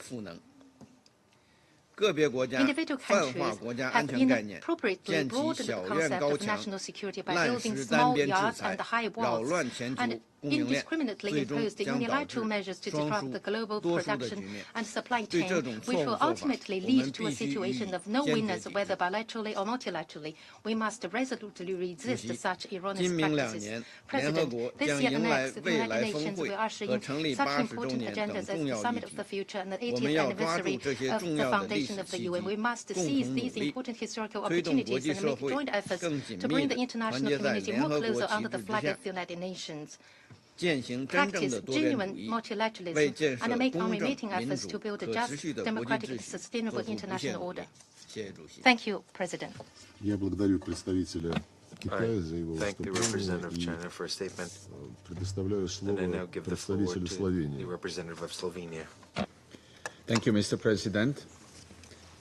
As we are meeting to discuss preparedness of our multilateral system for the contemporary challenges, I would like to start with the timeless words of the second UN Secretary General, Dag Hammarskjöld, and it goes, "The United Nations was not created to bring us to heaven, but to save us from hell."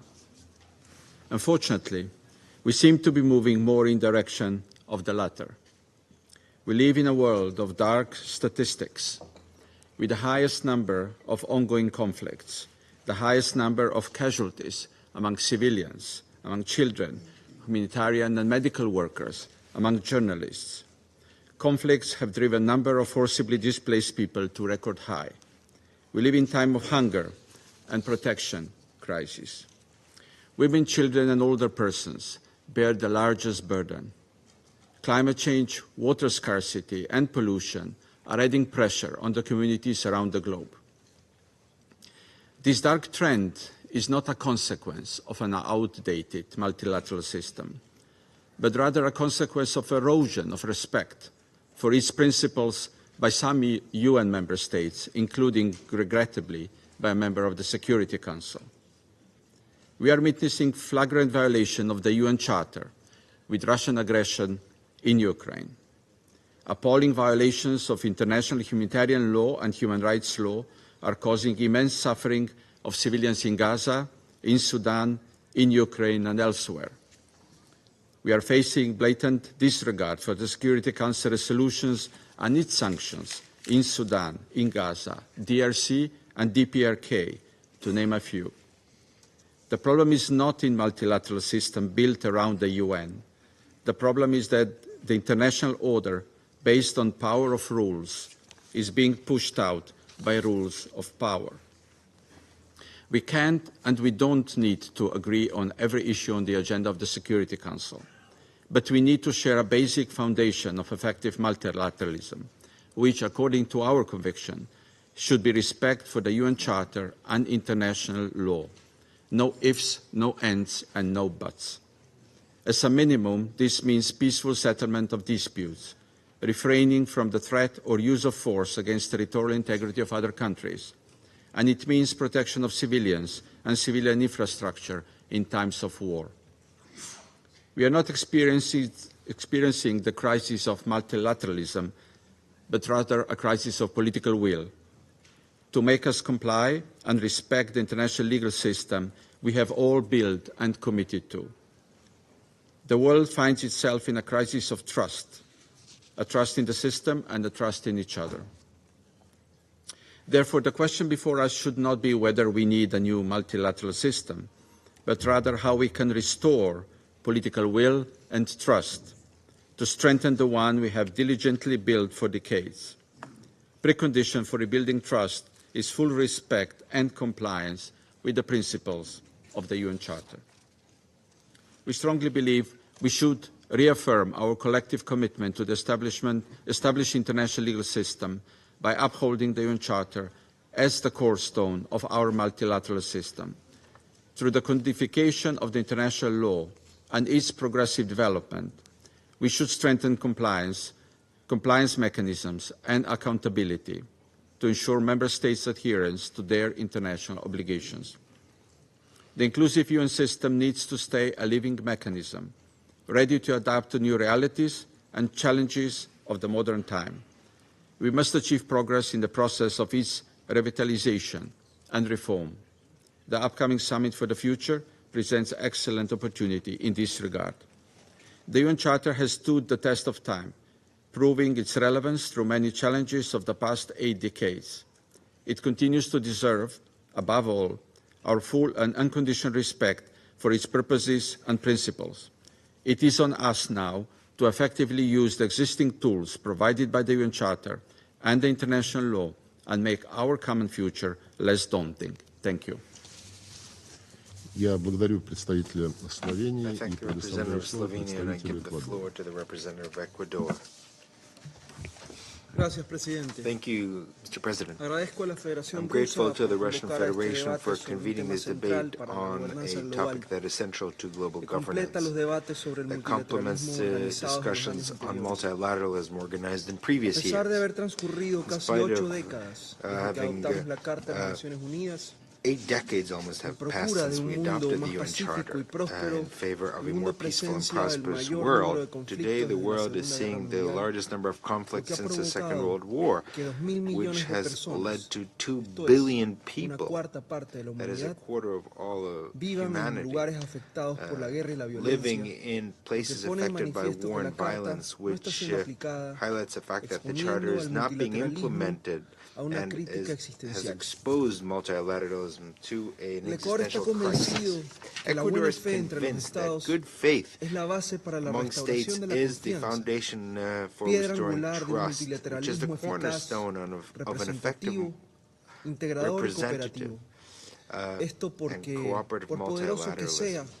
This is because no matter how powerful a country is, no country can confront alone transnational challenges such as the climate crisis, pandemics, terrorism, smuggling and trafficking of persons, of weapons, munitions, and drugs. All this constitutes fuel for transnational organized crime, or confronting the risks associated with new technologies, among so many other challenges that only a revitalized multilateral cooperation can confront.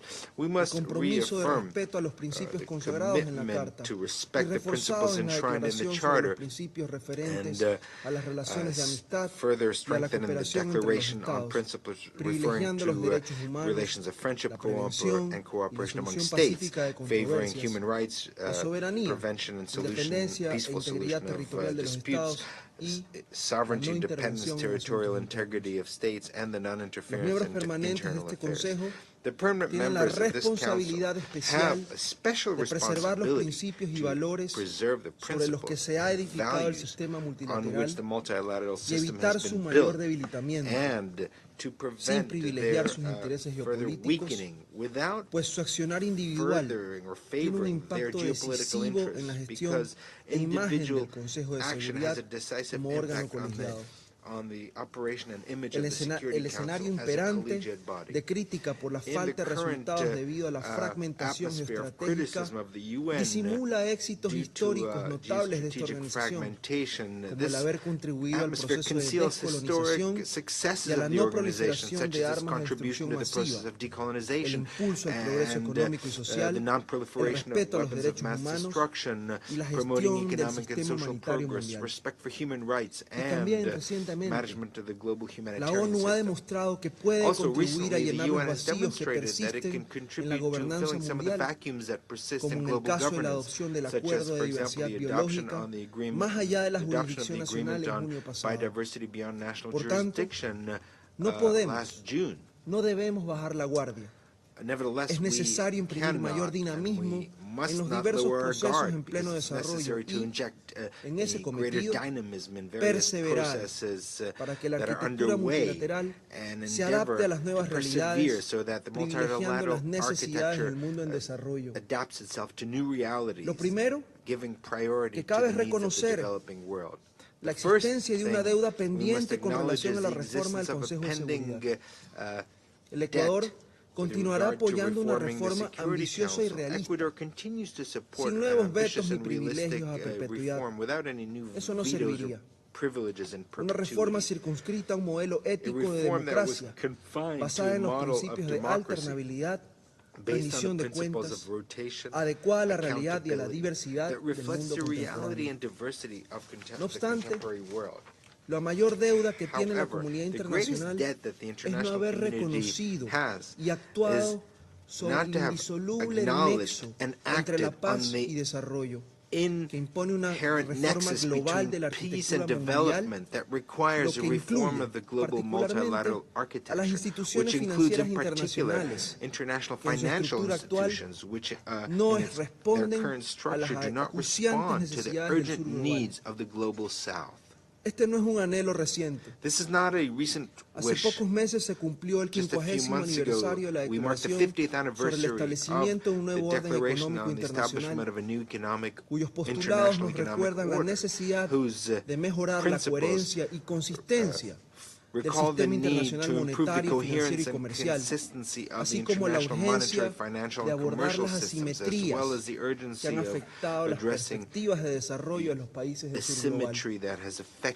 Tales reformas requieren particular relevancia para la consecución de la Agenda 2030 para el desarrollo sostenible, con una visión transformadora hacia la sostenibilidad económica, social y ambiental. Las inversiones en desarrollo y la prosperidad compartida son fundamentales para el mantenimiento de la paz y su implementación depende del acceso al financiamiento, el fortalecimiento de capacidades y la transferencia de tecnologías a los países en desarrollo.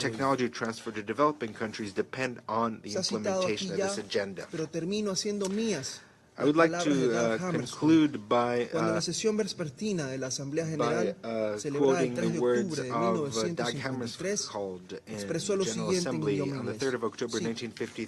It's not the Soviet Union or indeed any big power who need the United Nations for their protection. It is all of the others.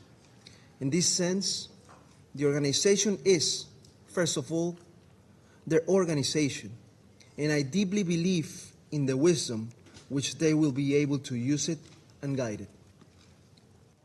Señor Presidente, Excelencias, colegas, cuando nos aprestamos a celebrar la Cumbre del Futuro en septiembre próximo, el Ecuador cree que debemos aproximarnos a la misma como una oportunidad para demostrar que la cooperación multilateral es la mejor herramienta para enfrentar los desafíos globales y que está vigente ese implícito llamado para que quienes más necesitamos a la organización usemos su arquitectura for those who most need it to use the organization to leave no one behind is still as valid as ever. Thank you very much. Я благодарю представителя Эквадора и предоставляю слово представителю Мозамбика. Mr. President, Mozambique highly commends the initiative of the Russian Federation for convening this open debate under the theme multilateral cooperation in the interest of a more just, democratic and sustainable world order. The theme under discussion today offers a unique opportunity for Council members to revisit the Charter, the legal instrument that binds us together around this horseshoe table and beyond. This is a golden opportunity for us to exchange thoughts and views on how best our collective actions can be energized and channeled to build a more just, peaceful, democratic and sustainable world order in the current challenging times. We hold the view that the United Nations was born essentially as a multilateral body aimed at guaranteeing that the system of collective security enshrined in the Charter works for the benefit of all humankind. As a matter of fact, Article 1, Paragraph 4 defines as one of the purposes of the United Nations to be a center for harmonizing the actions of nations in the attainment of common ends. It is our understanding that chief among these common ends is the maintenance of international peace and security. On many occasions, as Council members and as members of the United Nations at large, we have committed ourselves to this multilateralism that is embedded in the letter and the spirit of the Charter. Therefore, harmonizing our actions for international peace and security means, above all, that both in the Security Council and in the General Assembly, we need, in fact, we must speak with one voice and act with one purpose in upholding the purposes and principles of the Charter. We, as Mozambique, have always believed in the organization as a locus of understanding between nations, as a fundamental instrument for prevention, a prevention, in the words of the Charter, to save the succeeding generations from the scourge of war. Since the inception of our statehood, we have embraced this framework of multilateral cooperation based on the principle of sovereign equality of the United Nations membership. We have welcomed the end of Cold War in the years 89-90. We viewed this event not as a victory of one rival over the other, but as a new and fresh departure to build a just, democratic, and sustainable world order in the interest not just of the West or of the East, but of the entire humankind. That vision, that spirit, and that courage for dialogue and mutual understanding was, in our view, the correct way to thread. Mr. President, we believe the center of the world should be and should continue to be the United Nations. That is to say, the states must be guided at all times by the Charter of the United Nations, by the tenets of international law. Our common yardstick in that respect should be the degree to which each nation, how each nation behaves in regard to international law. We have always advocated multilateralism with inclusivity. We have supported in every instance efforts to create a peaceful and sustainable world order where the needs and priorities of the developing and least developed countries are taken into account.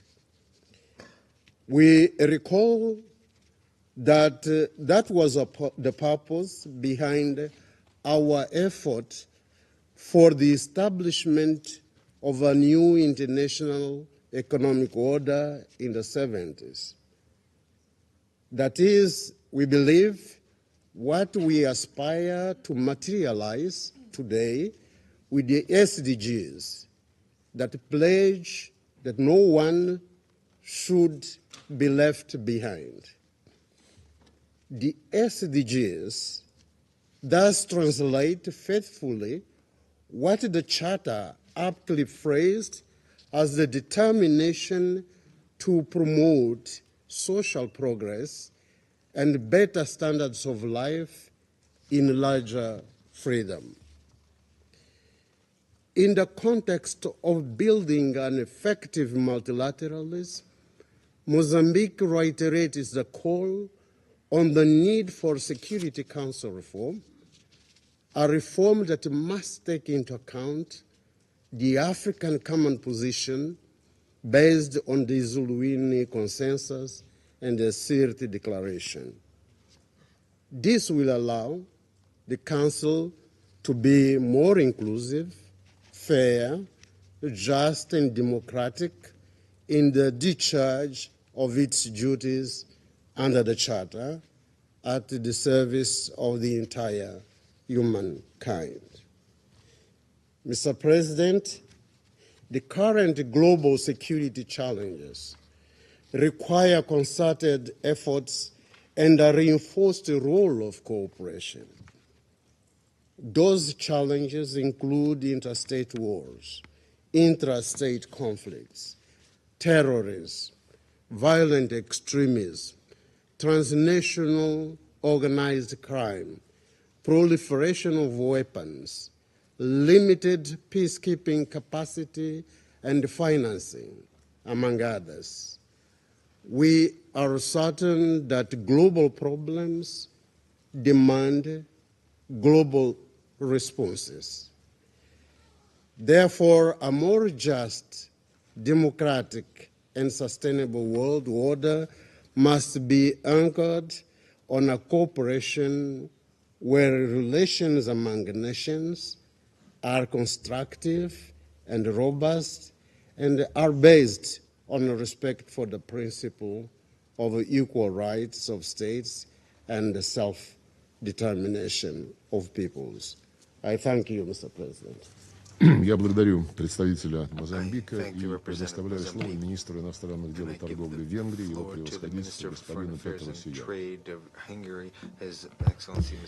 Mr. President, dear Sergei, dear colleagues, first of all, thank you so much for the opportunity to speak at the Security Council in the age of dangers, as there are around 30 countries in the world which have been suffering from armed conflicts nowadays.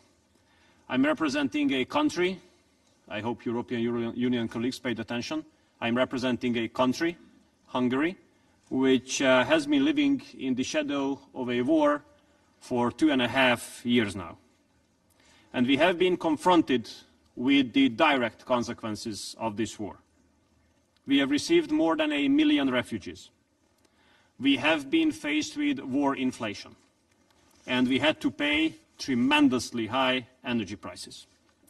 So I can tell you, colleagues, that a war looks totally different from the neighborhood compared to an ocean away.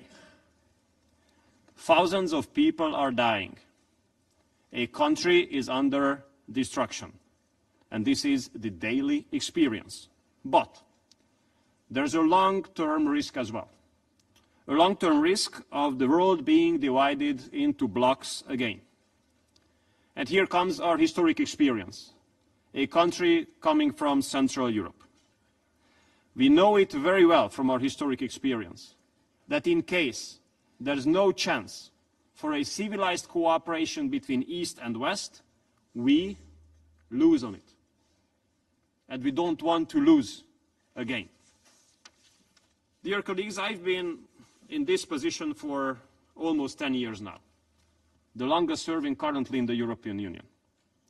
And I have to tell you that I have participated on a number of events, number of meetings in the European Union in these last 10 years, when we discussed the issue of armed conflicts and wars far away of Europe. And what was the European position always? Urging the parties of the war, of that given war, to give up the battlefield solution, to sit around the negotiating table, to go for peace, negotiate with each other, look for the diplomatic solution. And what is the position now when there's a war going on in Europe? Totally different. And not only totally different, but the word peace, the word negotiation, if it is being used by someone, is being stigmatized immediately. We very well know the expressions: spies, Trojan horse, friends of whoever. So, you know, very, very bad approach. The legitimacy of diplomacy is basically being debated.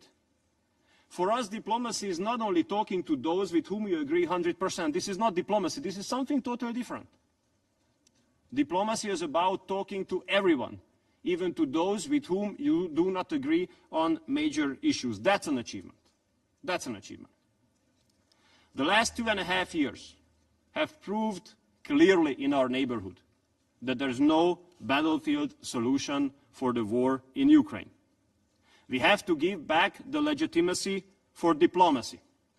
And I have to tell you, colleagues, this is not only unacceptable, but scandalous, really scandalous, that a country is being stigmatized in the 21st century just because arguing in favor of a diplomatic solution. A country is being stigmatized just because using channels of communication to talk to those with whom there might be lack of common understanding on major issues. This is totally unacceptable and scandalous. Here we are in New York, at the headquarters of the United Nations. United Nations has not been established to be a platform for like-minded countries. There are other organizations for that. UN has been established to give a platform for those who do not agree with each other, who are in a hostile relationship with each other, who are at war with each other, to talk to each other. Therefore, I think over-politicization of the UN organizations is unacceptable. And it is equally unacceptable to restrict countries from negotiate with those with whoever they want to, especially in the framework of the United Nations. Well, some of you might have heard about the fact that Hungary has taken over the presidency of the European Union as of 1st of July. Even some of you might have heard about that. It doesn't make everybody happy in Europe. But, you know, we are now being under very heavy attacks, political attacks, of those European politicians who are representing a pro-war position. But I have to tell you that such kind of attacks will give us further encouragement to continue our peace mission. And we will continue our peace mission because we are living in the shadow of a war for 2.5 years. And we want peace instead of war. And only peace will make Europe great again. But in order to make Europe great again, we have to make Europe peaceful again. Thank you so much.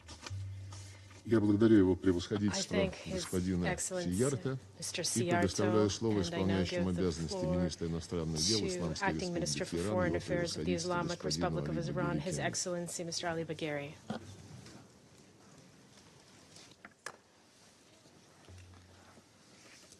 Bismillah ar-Rahman ar-Rahim. In the name of Allah, the most compassionate, the most merciful. Mr. President, at the outset, I would like to congratulate the Russian Federation for assuming the presidency of the Security Council and organizing these timely initiatives. Effective multilateralism is essential for ensuring international peace and security. We stress the importance of these initiatives in highlighting the need for multilateralism and underscoring the harmful consequences of selfish unilateralism. As a founding member of the United Nations, the Islamic Republic of Iran reaffirms its commitment to effective multilateralism grounded in international law and the principles of the United Nations Charter. Allow me,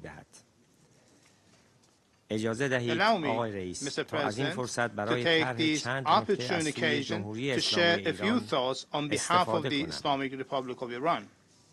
Number one, سازمان ملل متحد فقط برای نجات نسل‌های آتی از بلای جنگ تأسیس نشد، بلکه خواستار توسعه روابط دوستانه میان ملت‌ها بر اساس احترام به اصل حقوق برابر و حق تعیین سرنوشت مردم نیز بود. این اصول و دیگر اصول و اهداف بالای مندرج در منشور فقط از طریق همکاری چند جانبه قابل حصول است. یک جانبه گرایی مغایر با صلح و عدالت است. دو، تساوی حاکمیت دولت‌ها پایه بنیادین نظام ملل متحد است. این اصل بر پایه حق تعیین سرنوشت هر ملت است که به واسطه آن می‌تواند سرنوشت خود را رقم بزند.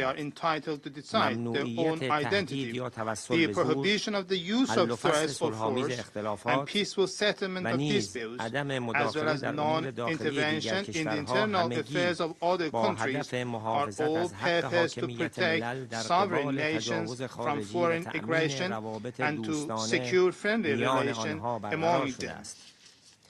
یک جانبه گرایی پایه‌های بنیادین ملل متحد و اصول اساسی آن را خدشه‌دار می‌کند. یک جانبه گرایی دعوت به بی‌عدالتی، تقابل و جنگ است. 3. سازمان ملل متحد به عنوان بزرگترین نماد چند جانبه گرایی در معرض مصیبت یک جانبه گرایی است. متاسفانه شورای امنیت همواره مورد سوء استفاده برخی اعضای دائم برای دستور کارهای راهبردی یا سیاسی خودمحور قرار گرفته است.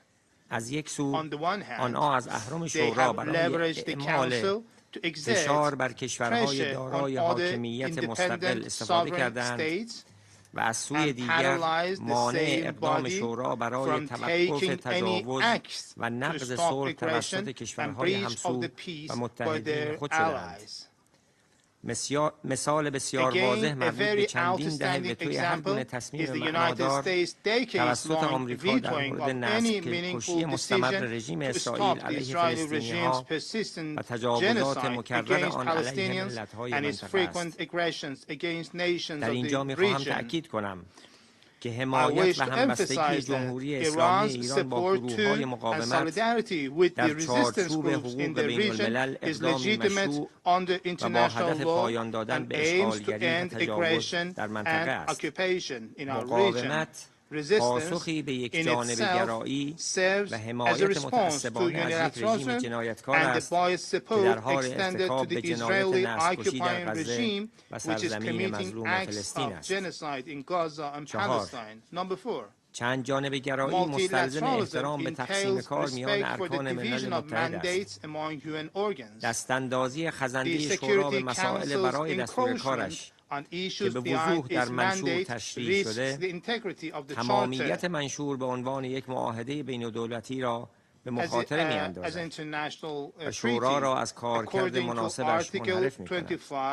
علاوه بر این، اعضای ملل متحد توافق کردند که تصمیمات شورای امنیت وفق منشور را پذیرفته و اجرا کنند. در اینجا می‌خواهم به قطعنامه‌های ناعادلانه تحمیلی علیه جمهوری اسلامی ایران طی سال‌های 2006 تا 2010 اشاره کنم که نتیجه ادعاهای بی‌اساس آمریکا در مورد برنامه هسته‌ای صلح‌آمیز ایران در تعارض با حقوق ایران تحت معاهده عدم اشاعه و ناقض حقوق بشر بنیادین کشورم بوده است.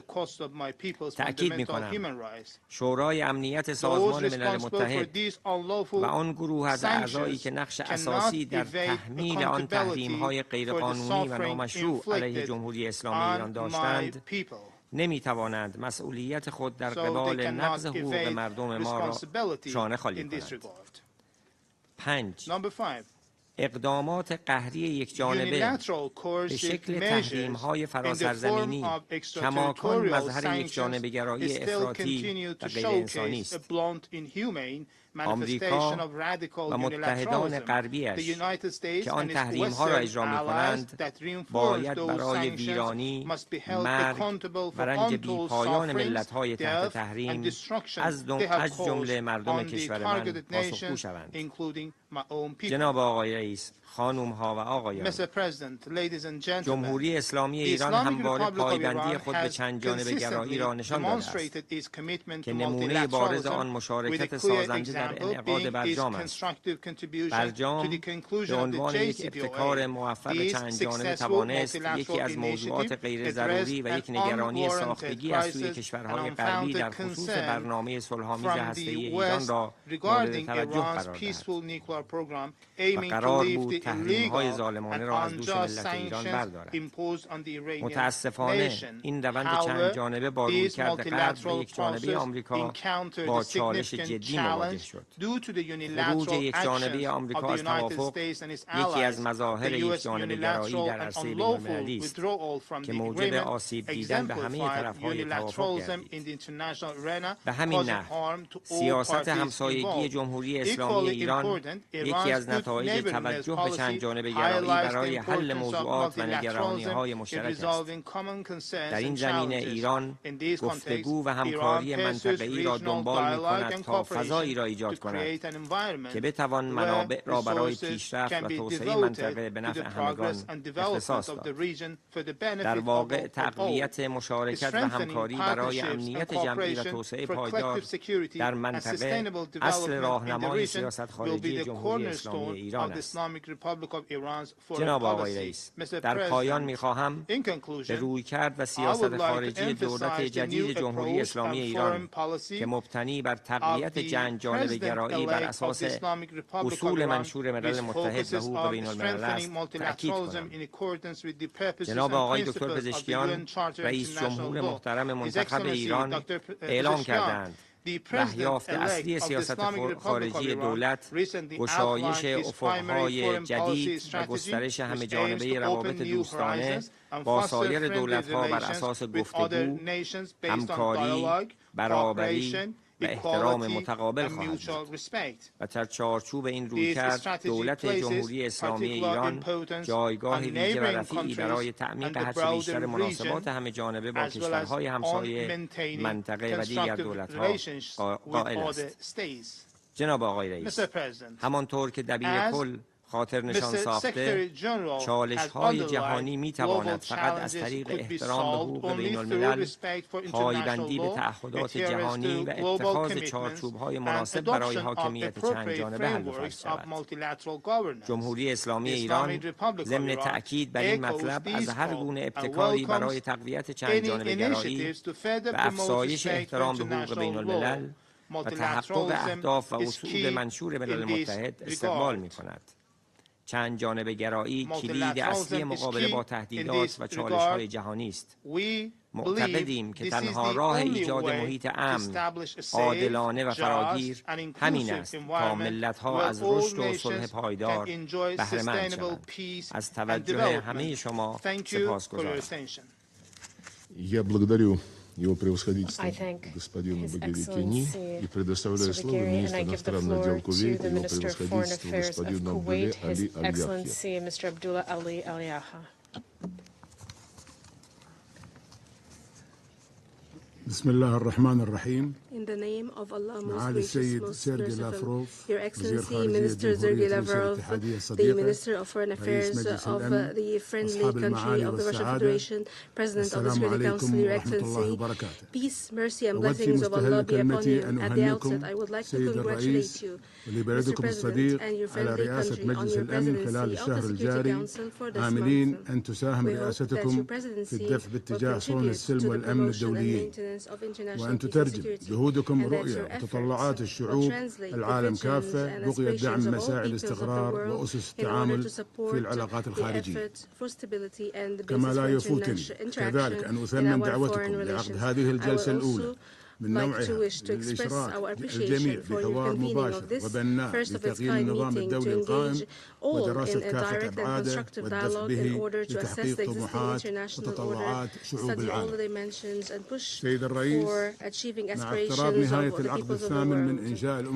Mr. President, فإننا نجدد التأكيد على أهمية إعادة التزام المجتمع الدولي بأهداف ومقاصد الميثاق الذي يعد حجر الزاوية للعمل الدولي المشترك وأساساً ننطلق منه لتعزيز التعاون الدولي بما يتماشى مع شهده العالم من تغييرات وتشعبات خلال السنوات الماضية وبما يسهم لتمكيننا من مواجهة التحديات الدولية من خلال سياسات خلاقة ومبتكرة تواكب المتغيرات وتضمن خلق بيئة ملائمة لعلاقاتنا ولعملنا وتعاوننا الدولي.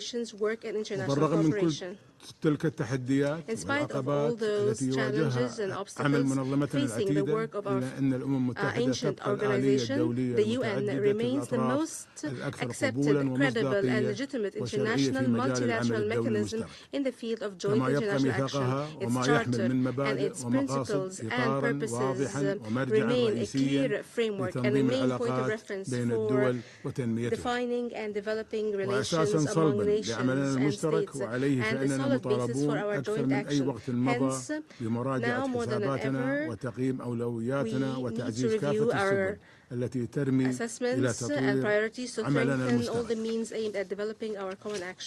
تجدد دولة الكويت دعوتها لإصلاح مجلس الأمن باعتباره أحد الركائز الرئيسية لعملية الإصلاح الشامل للأمم المتحدة كما تدعم دولة الكويت كافة الجهود الرامية لتحقيق إصلاح شامل وحقيقي لمجلس الأمن ليصبح أكثر قدرة وفعالية على مواجهة تحدياتنا الراهنة وفق منظور أكثر تمثيلا وشفافية وحيادية ومصداقية.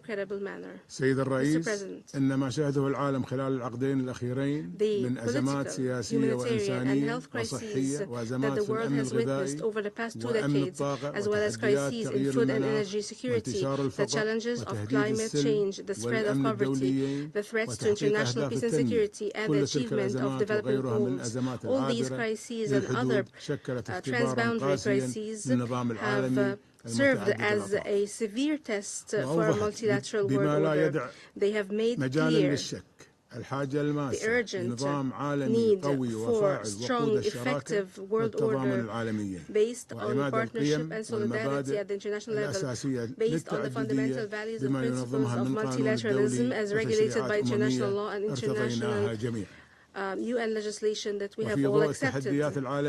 In light of global challenges that require concerted efforts to address them, small states must play a pivotal role in addressing these challenges as a necessity.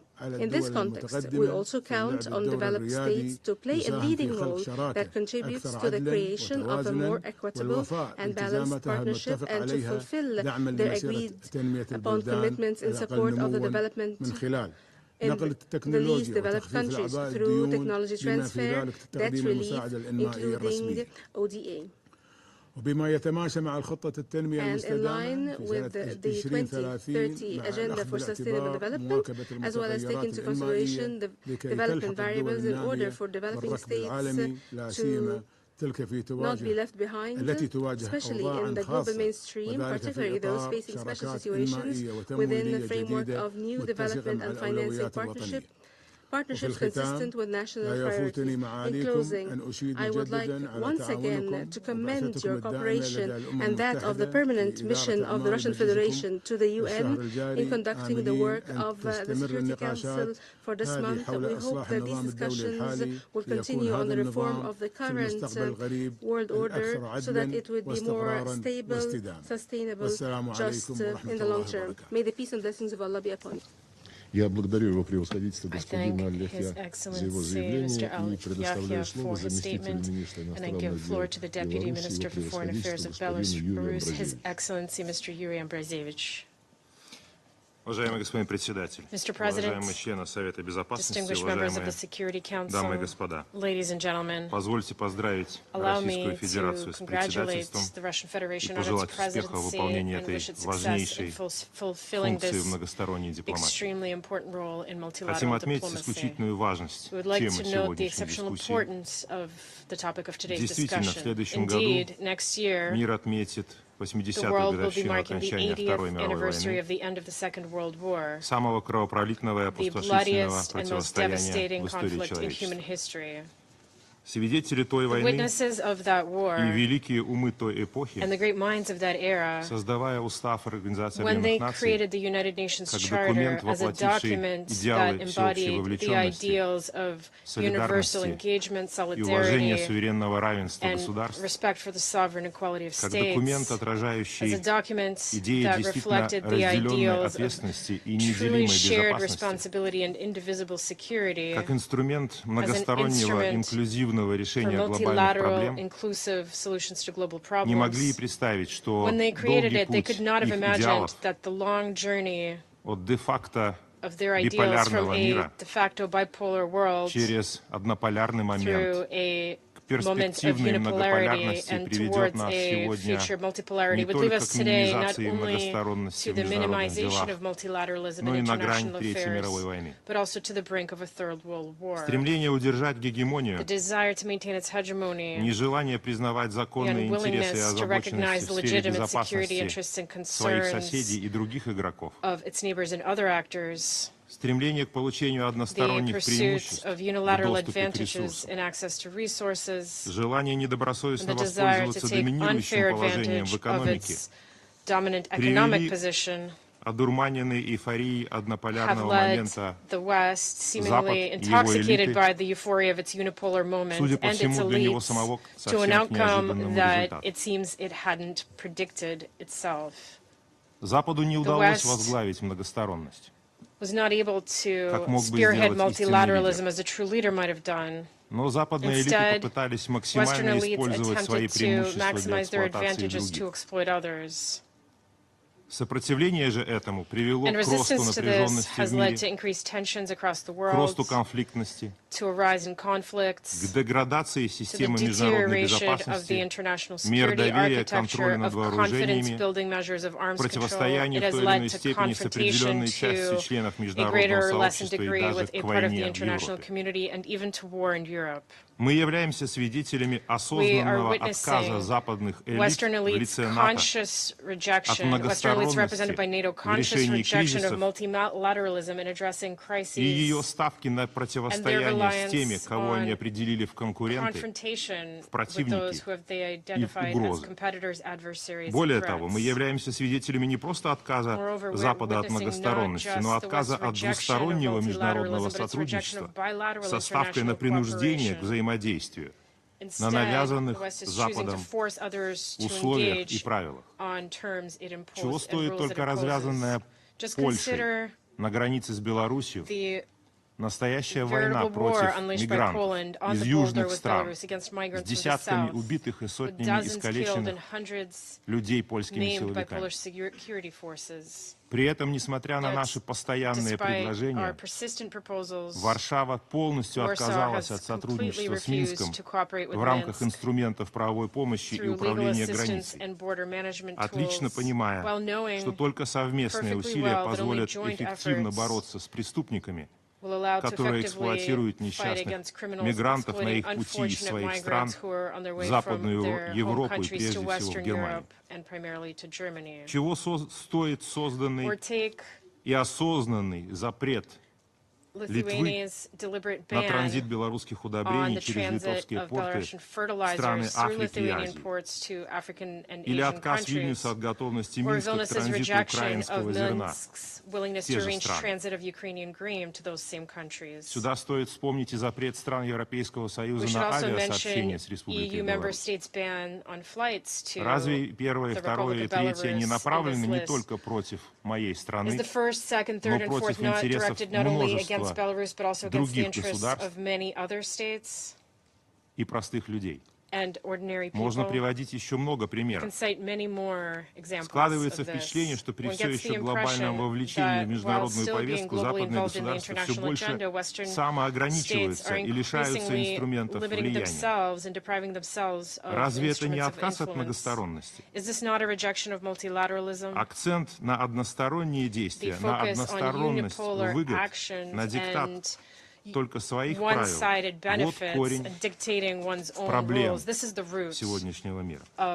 Этой тенденции, напротив, противостоит, например, в Евразии, в Большой Евразии, объединительная повестка в целом ряде форматов, среди которых и Шанхайская организация сотрудничества, и Содружество независимых государств, Евразийский экономический союз, и АСЕАН, и другие действующие на этом пространстве региональные объединения. Эти объединения не направлены против кого-то, не направлены против Запада.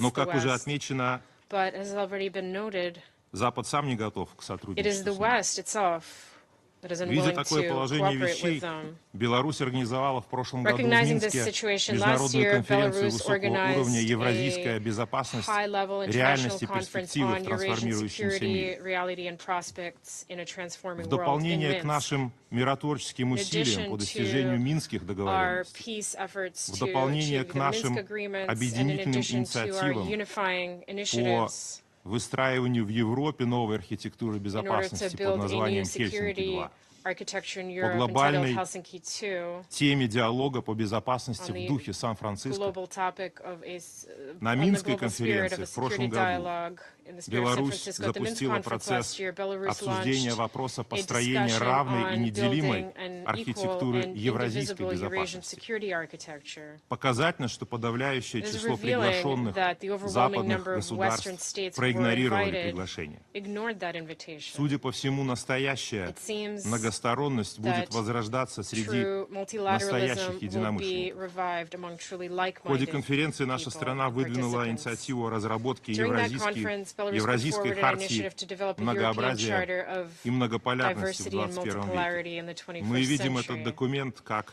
We envision объединительный, this charter в as котором a должны быть unifying сформулированы document параметры which и will formulate the принципы parameters and функционирования principles архитектуры for the functioning безопасности of на security евразийском пространстве, architecture in Eurasia, а также as well стратегическое as видение a strategic многополярности vision и of многосторонности, multipolarity and обновленной multilateralism системы международных of the отношений, revitalized возможно, не system только of в Евразии, international но и во relations, всем мире. perhaps not only in Eurasia, but in the whole world. Для нас For эти us, принципы these известны и очевидны. principles Это прежде всего are опора clear на and международное право, evident. They are, above неукоснительное all, соблюдение reliance on принципа international law, неделимости strict observance of the безопасности, principle of the уважение indivisibility of многообразия security, путей развития respect for the каждого diversity государства, of the равноправное development paths of сотрудничество all states, всех equal членов cooperation международного of all сообщества, members of the повышение international роли community, ООН, enhancing the role of the полноценное UN, использование региональных making full объединений use of и regional организации интеграционных механизмов associations, и, конечно же, organizations, возвращение к and действительно integration эффективному mechanisms, and of course многостороннему returning to a сотрудничеству. truly effective multilateral Дальнейшее cooperation. обсуждение этой темы Further discussions on this мы topic намерены продолжить на второй Минской will be held конференции at по the евразийской second Minsk безопасности в conference конце on октября, Eurasian начале ноября security at the end of 2024 October and года. beginning of November of 2024. Благодарю за I внимание. thank you for your attention. Я благодарю его I thank His превосходительство господина Excellency, Амбразевича за Mr. его Ambrazevic, for заявление. his Сейчас я statement, and I now предоставляю give the слово floor заместителю to министра the иностранных дел Vice Minister Таиланда, of Foreign Affairs of его Thailand, His превосходительству господину Excellency, Руссу Джаличенко. Mr. Russ Jalichandra. Mr. President, I would like to thank the Russian Federation for organizing this meeting. Thailand welcomes this open debate because we are committed to multilateralism. I wish to make 4 points as follows. First, the increasing number of conflicts worldwide require a more inclusive, resilient, and effective multilateralism, with the United Nations at its core. The lack of inclusive and transparent discussions often leads to differing perception and mistrust. Diplomacy and dialogue are key to avoid further confrontation and escalation of violence. The United Nations convening power should be leveraged to bring all sides together to work on sustainable and peaceful solutions. The forthcoming summit of the future will be an opportunity for all states to redesign the UN that is capable of addressing current and future global challenges. Second, to ensure that multilateralism with the United Nations at its core will continue to be relevant, the reform of United Nations, particularly the Security Council, is important. The Council should be reformed in such a way that reflects broader geographical representation, cross-regional balance, and greater representation of developing countries. But a more representative council is not enough. How the Security Council makes its decisions is also important. Thailand shares the view of the majority of the United Nations member states that a veto right is not a privilege, but an international responsibility. At a very minimum, all members of the Security Council should agree to refrain from blocking any draft resolution intended to prevent or stop mass atrocities. At the same time, countries should work on improving the Council working methods and increasing stakeholders' participation in the Council's meeting, which are low-hanging fruits. Third, it is important for the United Nations to work in close partnership with international financial institutions, regional organizations, and institutions and other key stakeholders.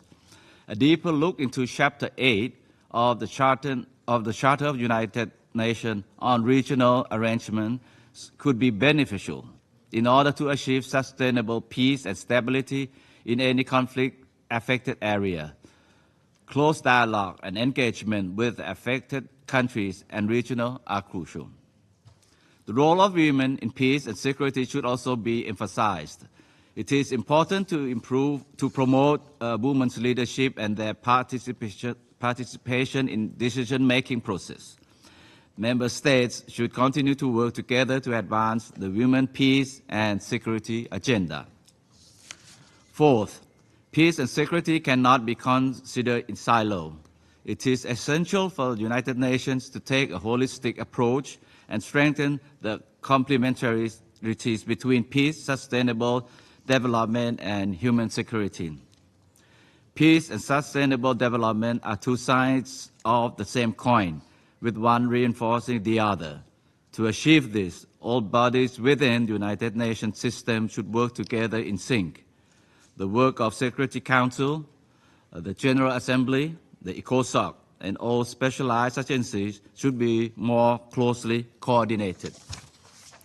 In conclusion, multilateralism with the United Nations as its core remains a vital platform for diplomacy and the pursuance of friendly relations among states. But the United Nations can only be as effective as its members.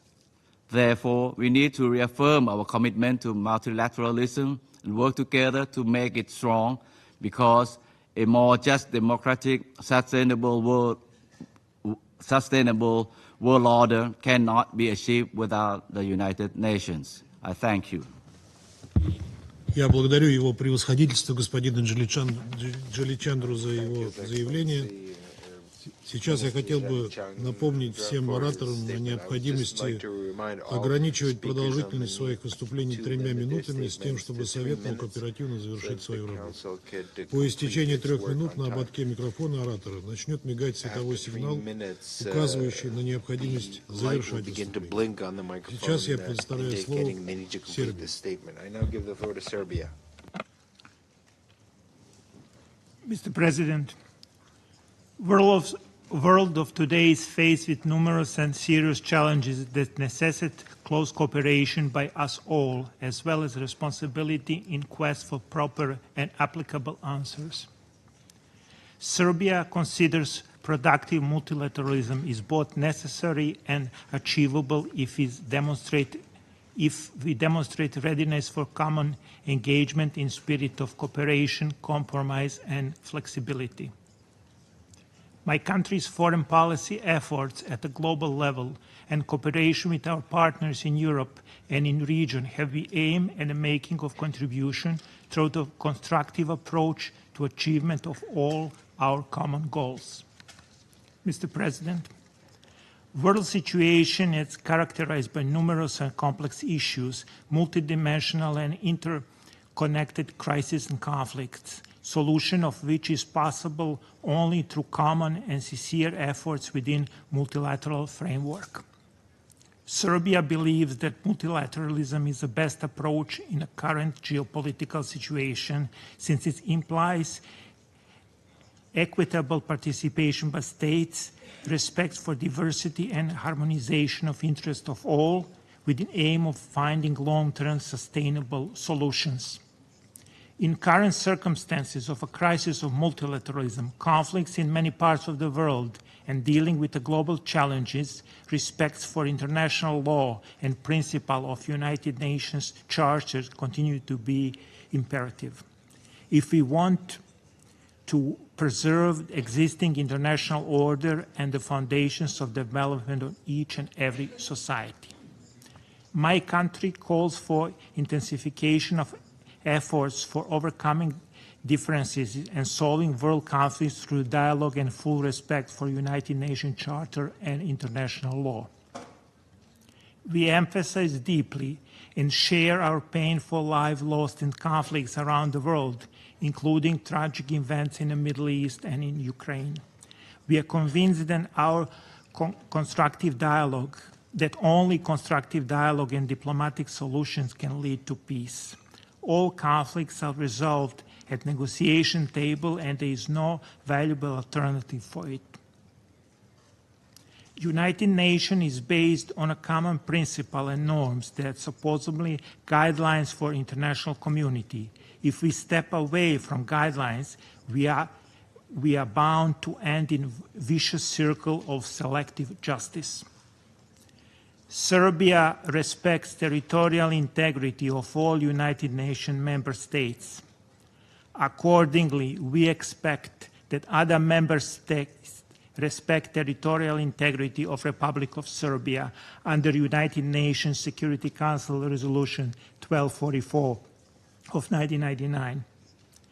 Activities of Serbia aimed at preserving its territorial integrity and sovereignty reflects its effort to uphold principles of international law, United Nations Charter, and in the case of my country, legally binding United Nations Security Council Resolution 1244, which guarantees its sovereignty and territorial integrity.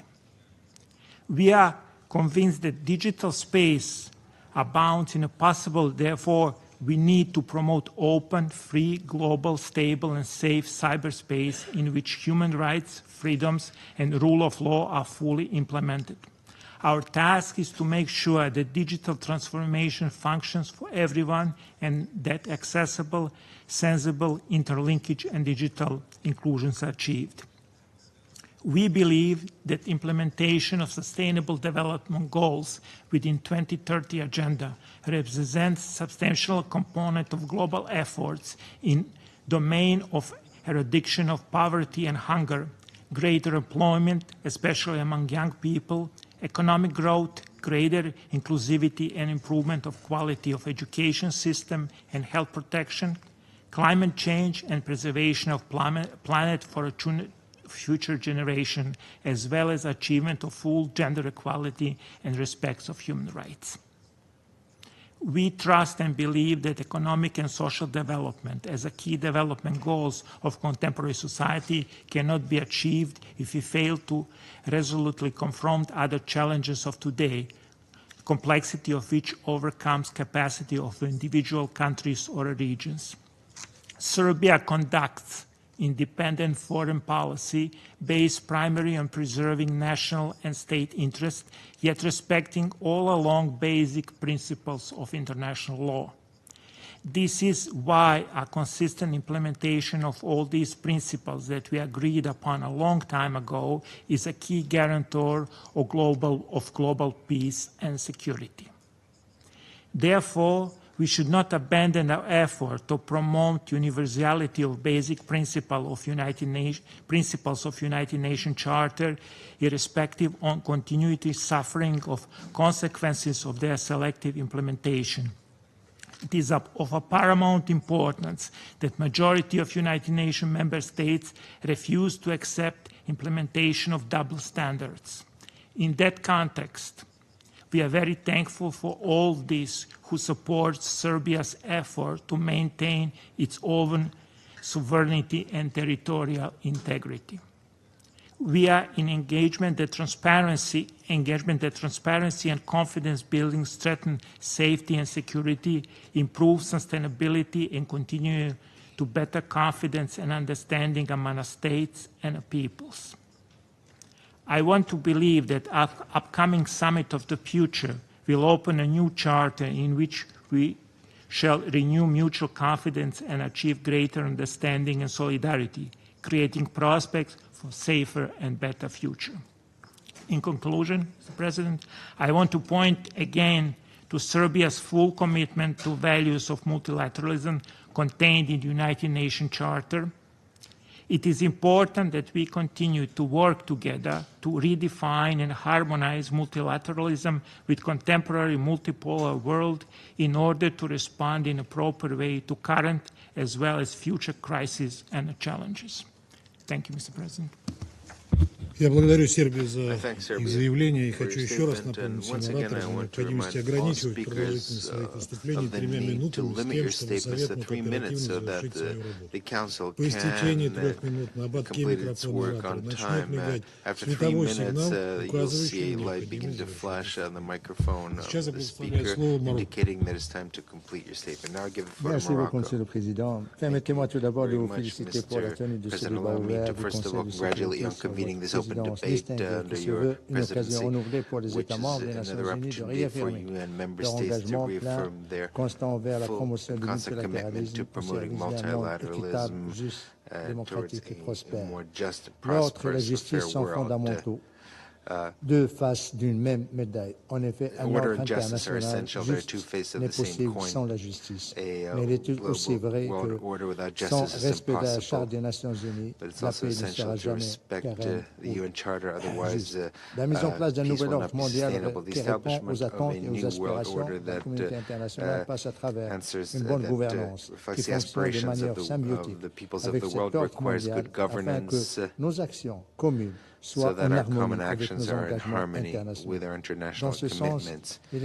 With this in mind, it is crucial to ensure a fair representation of national and collective interests of states and that promote their participation in the international decision-making so that their disputes are resolved equitably in the framework of international law.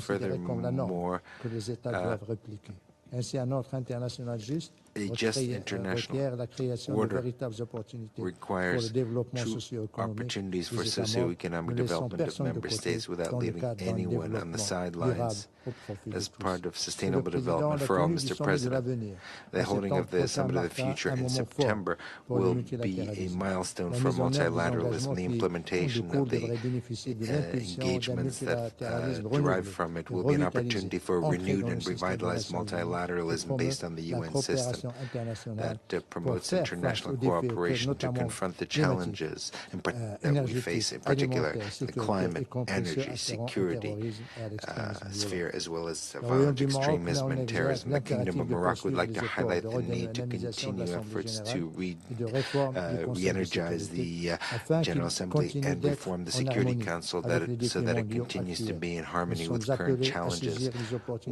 We have an opportunity before us to reaffirm our attachment to the UN, to take the opportunity for the UN as a bastion of multilateralism through respect of national sovereignty, territorial integrity of states, good neighborly relations, non-interference in internal affairs of states, and peaceful resolution of disputes. The Kingdom of Morocco advocates in favor of an effective, inclusive, preventive, and cooperative multilateralism, which works works towards solidarity among states for the achievement of the three pillars of the UN: peace, security, development, and human rights. On this point, South-South cooperation, in particular with the African countries, is a fundamental pillar of Moroccan foreign policy, in line with the guidelines of His Majesty Mohammed VI. The multilateralism to which we aspire is a multilateralism of intercultural, intercivilizational, and interreligious and intergenerational dialogue. Lastly, to conclude, I would like to reaffirm that the Kingdom of Morocco will remain an active and responsible partner, respecting the principles of the UN Charter and the achievement of its goals. Thank you very much, Mr. President. I thank the representative of Morocco for your statement, and I give the floor to Egypt. Mr. President, I convey to you the greetings of the Foreign Minister of Egypt, Dr. Badr Abdelghati, who unfortunately was not able to come to this meeting due to previous commitments. I thank you for organizing this open debate that addresses an issue that is of paramount importance, especially as we're approaching the Summit of the Future, which at its core is about the future of the United Nations and the multilateral global order. We are now at a crossroads. We have to address the shortcomings that have marred the multilateral system on which our world today is based. It is evident that the international system that was established in the wake of the Second World War is no longer able to respond to the needs and complexities of a world that is rapidly changing, no longer fit for a present and a future that is moving steadily towards multipolarity, where the countries of the South are playing an ever more important role. The security and geopolitical challenges, the prevailing polarization politically, in addition to economic challenges, climate change, and other challenges, all these factors should prompt us to work together more effectively towards an international system that is capable to respond to the needs of today. In this context, we have to pose certain questions and find answers that maybe will help us become more aware and fathom the needs of the world. The world is expecting a lot from this organization, from the international system, especially the new generations that grew up in a very different world. I would like to address briefly two important aspects. It is very important to closely examine those two aspects if we are to find solutions to make the multilateral system more just, democratic, and sustainable. One, the developments that we've seen in the Middle East over the past 10 months prove that our world today needs new arrangements for collective security that reflects the reality and that makes the UN more responsive to the current political and security challenges. In this council, we speak a lot of the Charter of the United Nations, the importance of the Charter, the importance of adhering to the principles and purposes of the Charter, promoting the Charter. However, the developments, the recent developments, especially the unjust Israeli aggression since the 7th of October 2024, targeting Palestinian civilians in Gaza, have proven that when many speak of the Charter, the principles of international law, protecting civilians, human rights, these are arguments and claims that fail the test,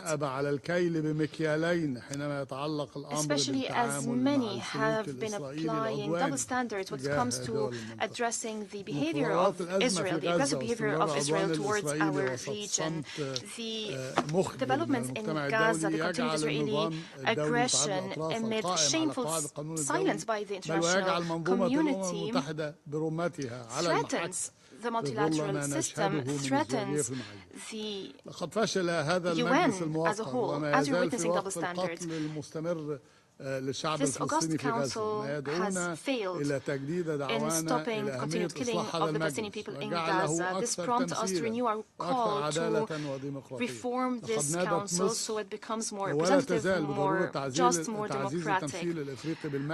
Egypt has always called for enhancing African representation in the council according to the Wien Consensus and the Third Declaration. We've called for granting Arab countries the representation that is commensurate with the magnitude of Arab issues on the agenda of the Council. It is important for the Council also to hone and improve its methods of work so that they become more transparent and ensure more participation from other states. It is also important to enter into dialogue with other groupings and regional organizations, especially as the role of these groupings is becoming more important. They are now expressing the voice of the countries of the South. For instance, the BRICS countries. Second, it is no use to speak about a multilateral global system that is more just, democratic, and sustainable without speaking of reforming the global financial system, which is also unfit for the times.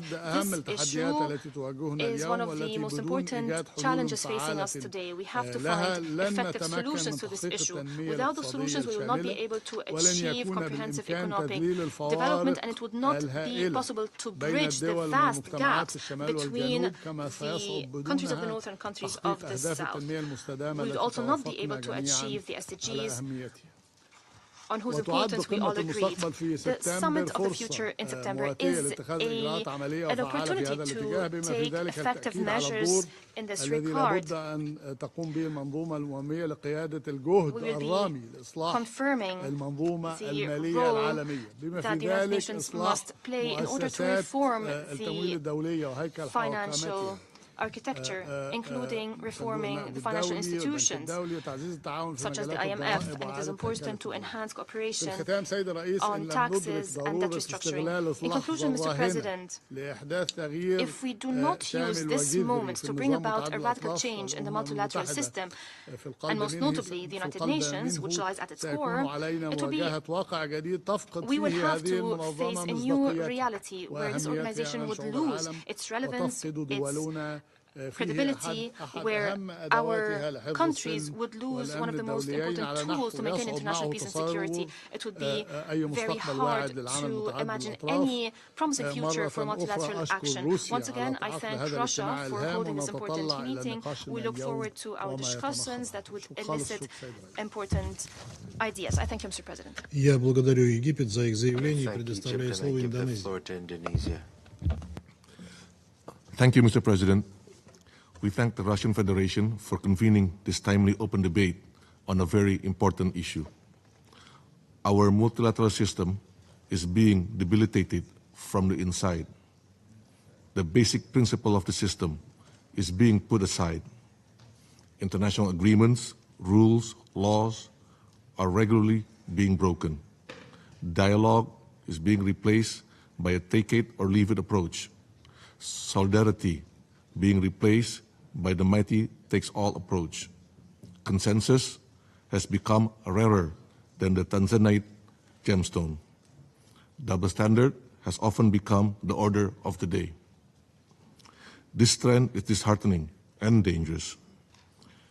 We are failing the people we serve on upholding peace and security, saving lives in conflict situations, protecting human rights, ensuring development, protection of the environment of our children and our children's children. If we remain indifferent, we will be accomplices to the fall of multilateralism. And if multilateralism fails, a more peaceful, prosperous, and just world will be a distant dream. In this context, I would like to convey 2 points. First, it is time to recommit to the principles of multilateralism. Principles of inclusivity, equality, solidarity, partnership, and trust building must always guide us, with the UN Charter and international law as our beacon of light. We must avoid any abuse of power from the mighty, as it will create distrust and sharpen fragmentations. Second, we must seize the opportunity to reform our multilateral system to be more fit for purpose.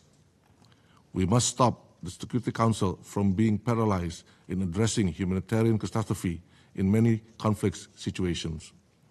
The Council decision-making process must be brought back from the Stone Age. We need to expedite reform of the Council to be more effective, efficient, democratic, transparent, and accountable.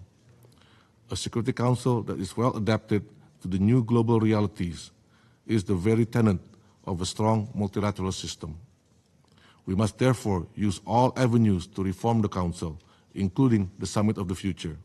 If we want to prevent our future generation from the scourge of war, we must unite our strength and let multilateralism prevail. Thank you, Mr. President.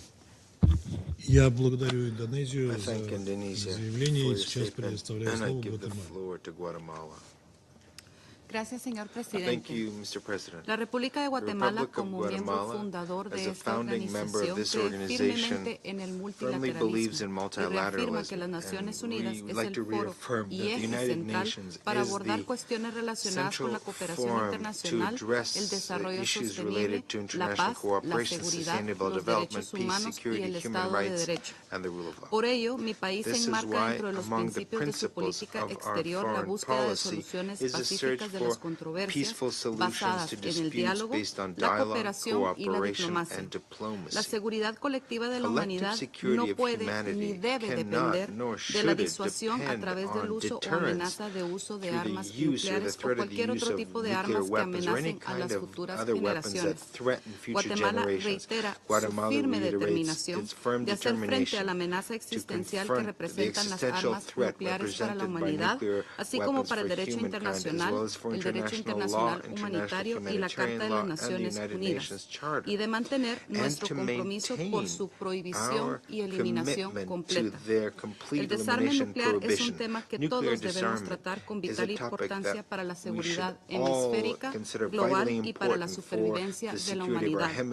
Señor presidente, un orden mundial más justo implica garantizar que todas las personas, especialmente las más vulnerables, tengan acceso equitativo a derechos básicos como la educación, la salud y la seguridad.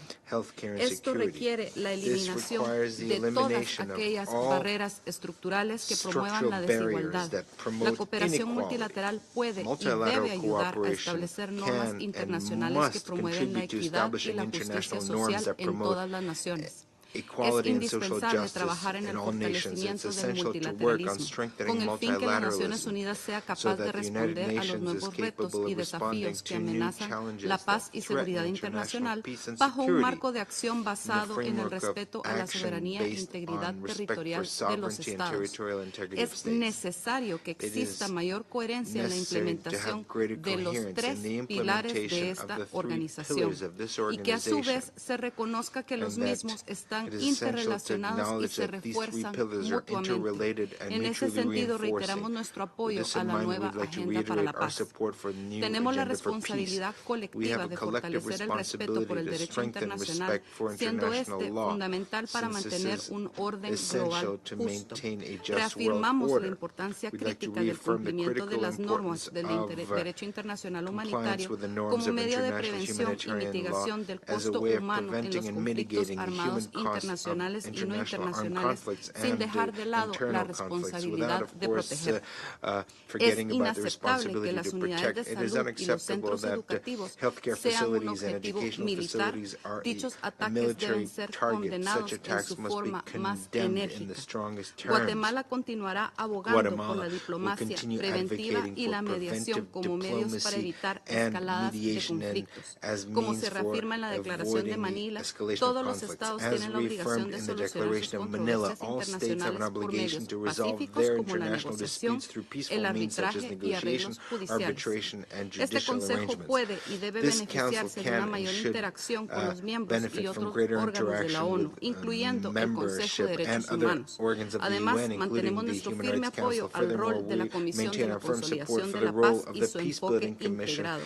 Desde la perspectiva de mi país, es necesario que el Consejo de Seguridad tenga en cuenta las diferentes herramientas estratégicas que se pueden utilizar a nivel operacional a fin de incluir el componente de consolidación de la paz en los mandatos de mantenimiento de la paz.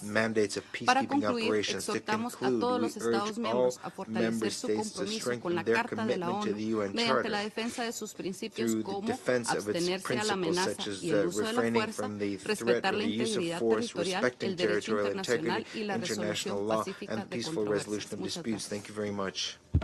Я благодарю Гватемалу за заявление, и прежде чем передать слово Никарагуа, я хотел бы сообщить членам Совета, что это будет последнее выступление на сегодняшнем утреннем заседании.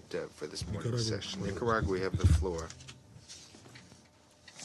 Muchas gracias, señor presidente. Felicitamos a la Federación Rusa y a su canciller Sergei Lavrov por la exitosa presidencia de julio del Consejo de Seguridad. Nicaragua se asocia al discurso que pronunciará Uganda en nombre del Movimiento de Países No Alineados y de la República Bolivariana de Venezuela en nombre del Grupo de Amigos en Defensa de la Carta de Naciones Unidas. Nicaragua reafirma que la paz y el multilateralismo son principios fundamentales para nuestros pueblos, de conformidad con la Carta de Naciones Unidas y el derecho internacional, lo que se refleja en todas nuestras relaciones internacionales y en nuestro compromiso con el multilateralismo. Por una paz y seguridad justas y verdaderas, ya es hora de acercar el derecho de los pueblos a una organización de Naciones Unidas que nos represente a todas y todos. Consideramos que ante las crecientes acciones intervencionistas de países occidentales que ponen en peligro la paz y la seguridad internacionales, se hace más necesario un nuevo orden mundial para garantizar dicha paz y seguridad en un nuevo mundo multipolar y policéntrico. Reiteramos que este nuevo orden debe ser en conformidad con los principios y propósitos de la Carta de Naciones Unidas, respetando la soberanía, la independencia, la autodeterminación de los pueblos y la no intervención en los asuntos internos de los Estados, requisitos indispensables para lograr esa paz y estabilidad nacional e internacional que todos y todas deseamos. Las inhumanas e ilegales medidas coercitivas unilaterales deben eliminarse de inmediato para garantizar estabilidad, paz y desarrollo de las familias, pueblos y naciones. Estas medidas son agresiones y el mayor obstáculo para la implementación de la Agenda 2030 y la erradicación de la pobreza. Señor presidente, nace un nuevo orden mundial. Los imperios se debilitan. Surgen en el mundo alternativas. Nuevos mecanismos de integración de pueblos y solidaridad, como y acciones e iniciativas como la que hacen la República Popular China, la Federación Rusa, los pueblos que se agrupan en los BRIC, los pueblos de África, pueblos árabes. A pesar de las múltiples crisis, esta era está pariendo un mundo multipolar de solidaridad y de lucha de todos nuestros pueblos frente a las viejas y nuevas formas de imposición imperialista, colonial y neocolonial. Nicaragua acompaña y acompañará a los pueblos del sur global en estos anhelos de un mundo multipolar, abogando por fortalecer la solidaridad mundial que nos ayude a acelerar la implementación de un orden mundial más justo, democrático y sostenible. Agradecemos, señor presidente, nuevamente a la Federación de Rusia por su liderazgo y contribuciones en la creación de este nuevo mundo multipolar. Muchas gracias. Я благодарю Никарагуа за их заявление. В нашем списке остается еще ряд ораторов, записавшихся для выступления на этих открытых дебатах. С согласия членов Совета я намерен прервать это заседание до 15:00. Заседание прервается.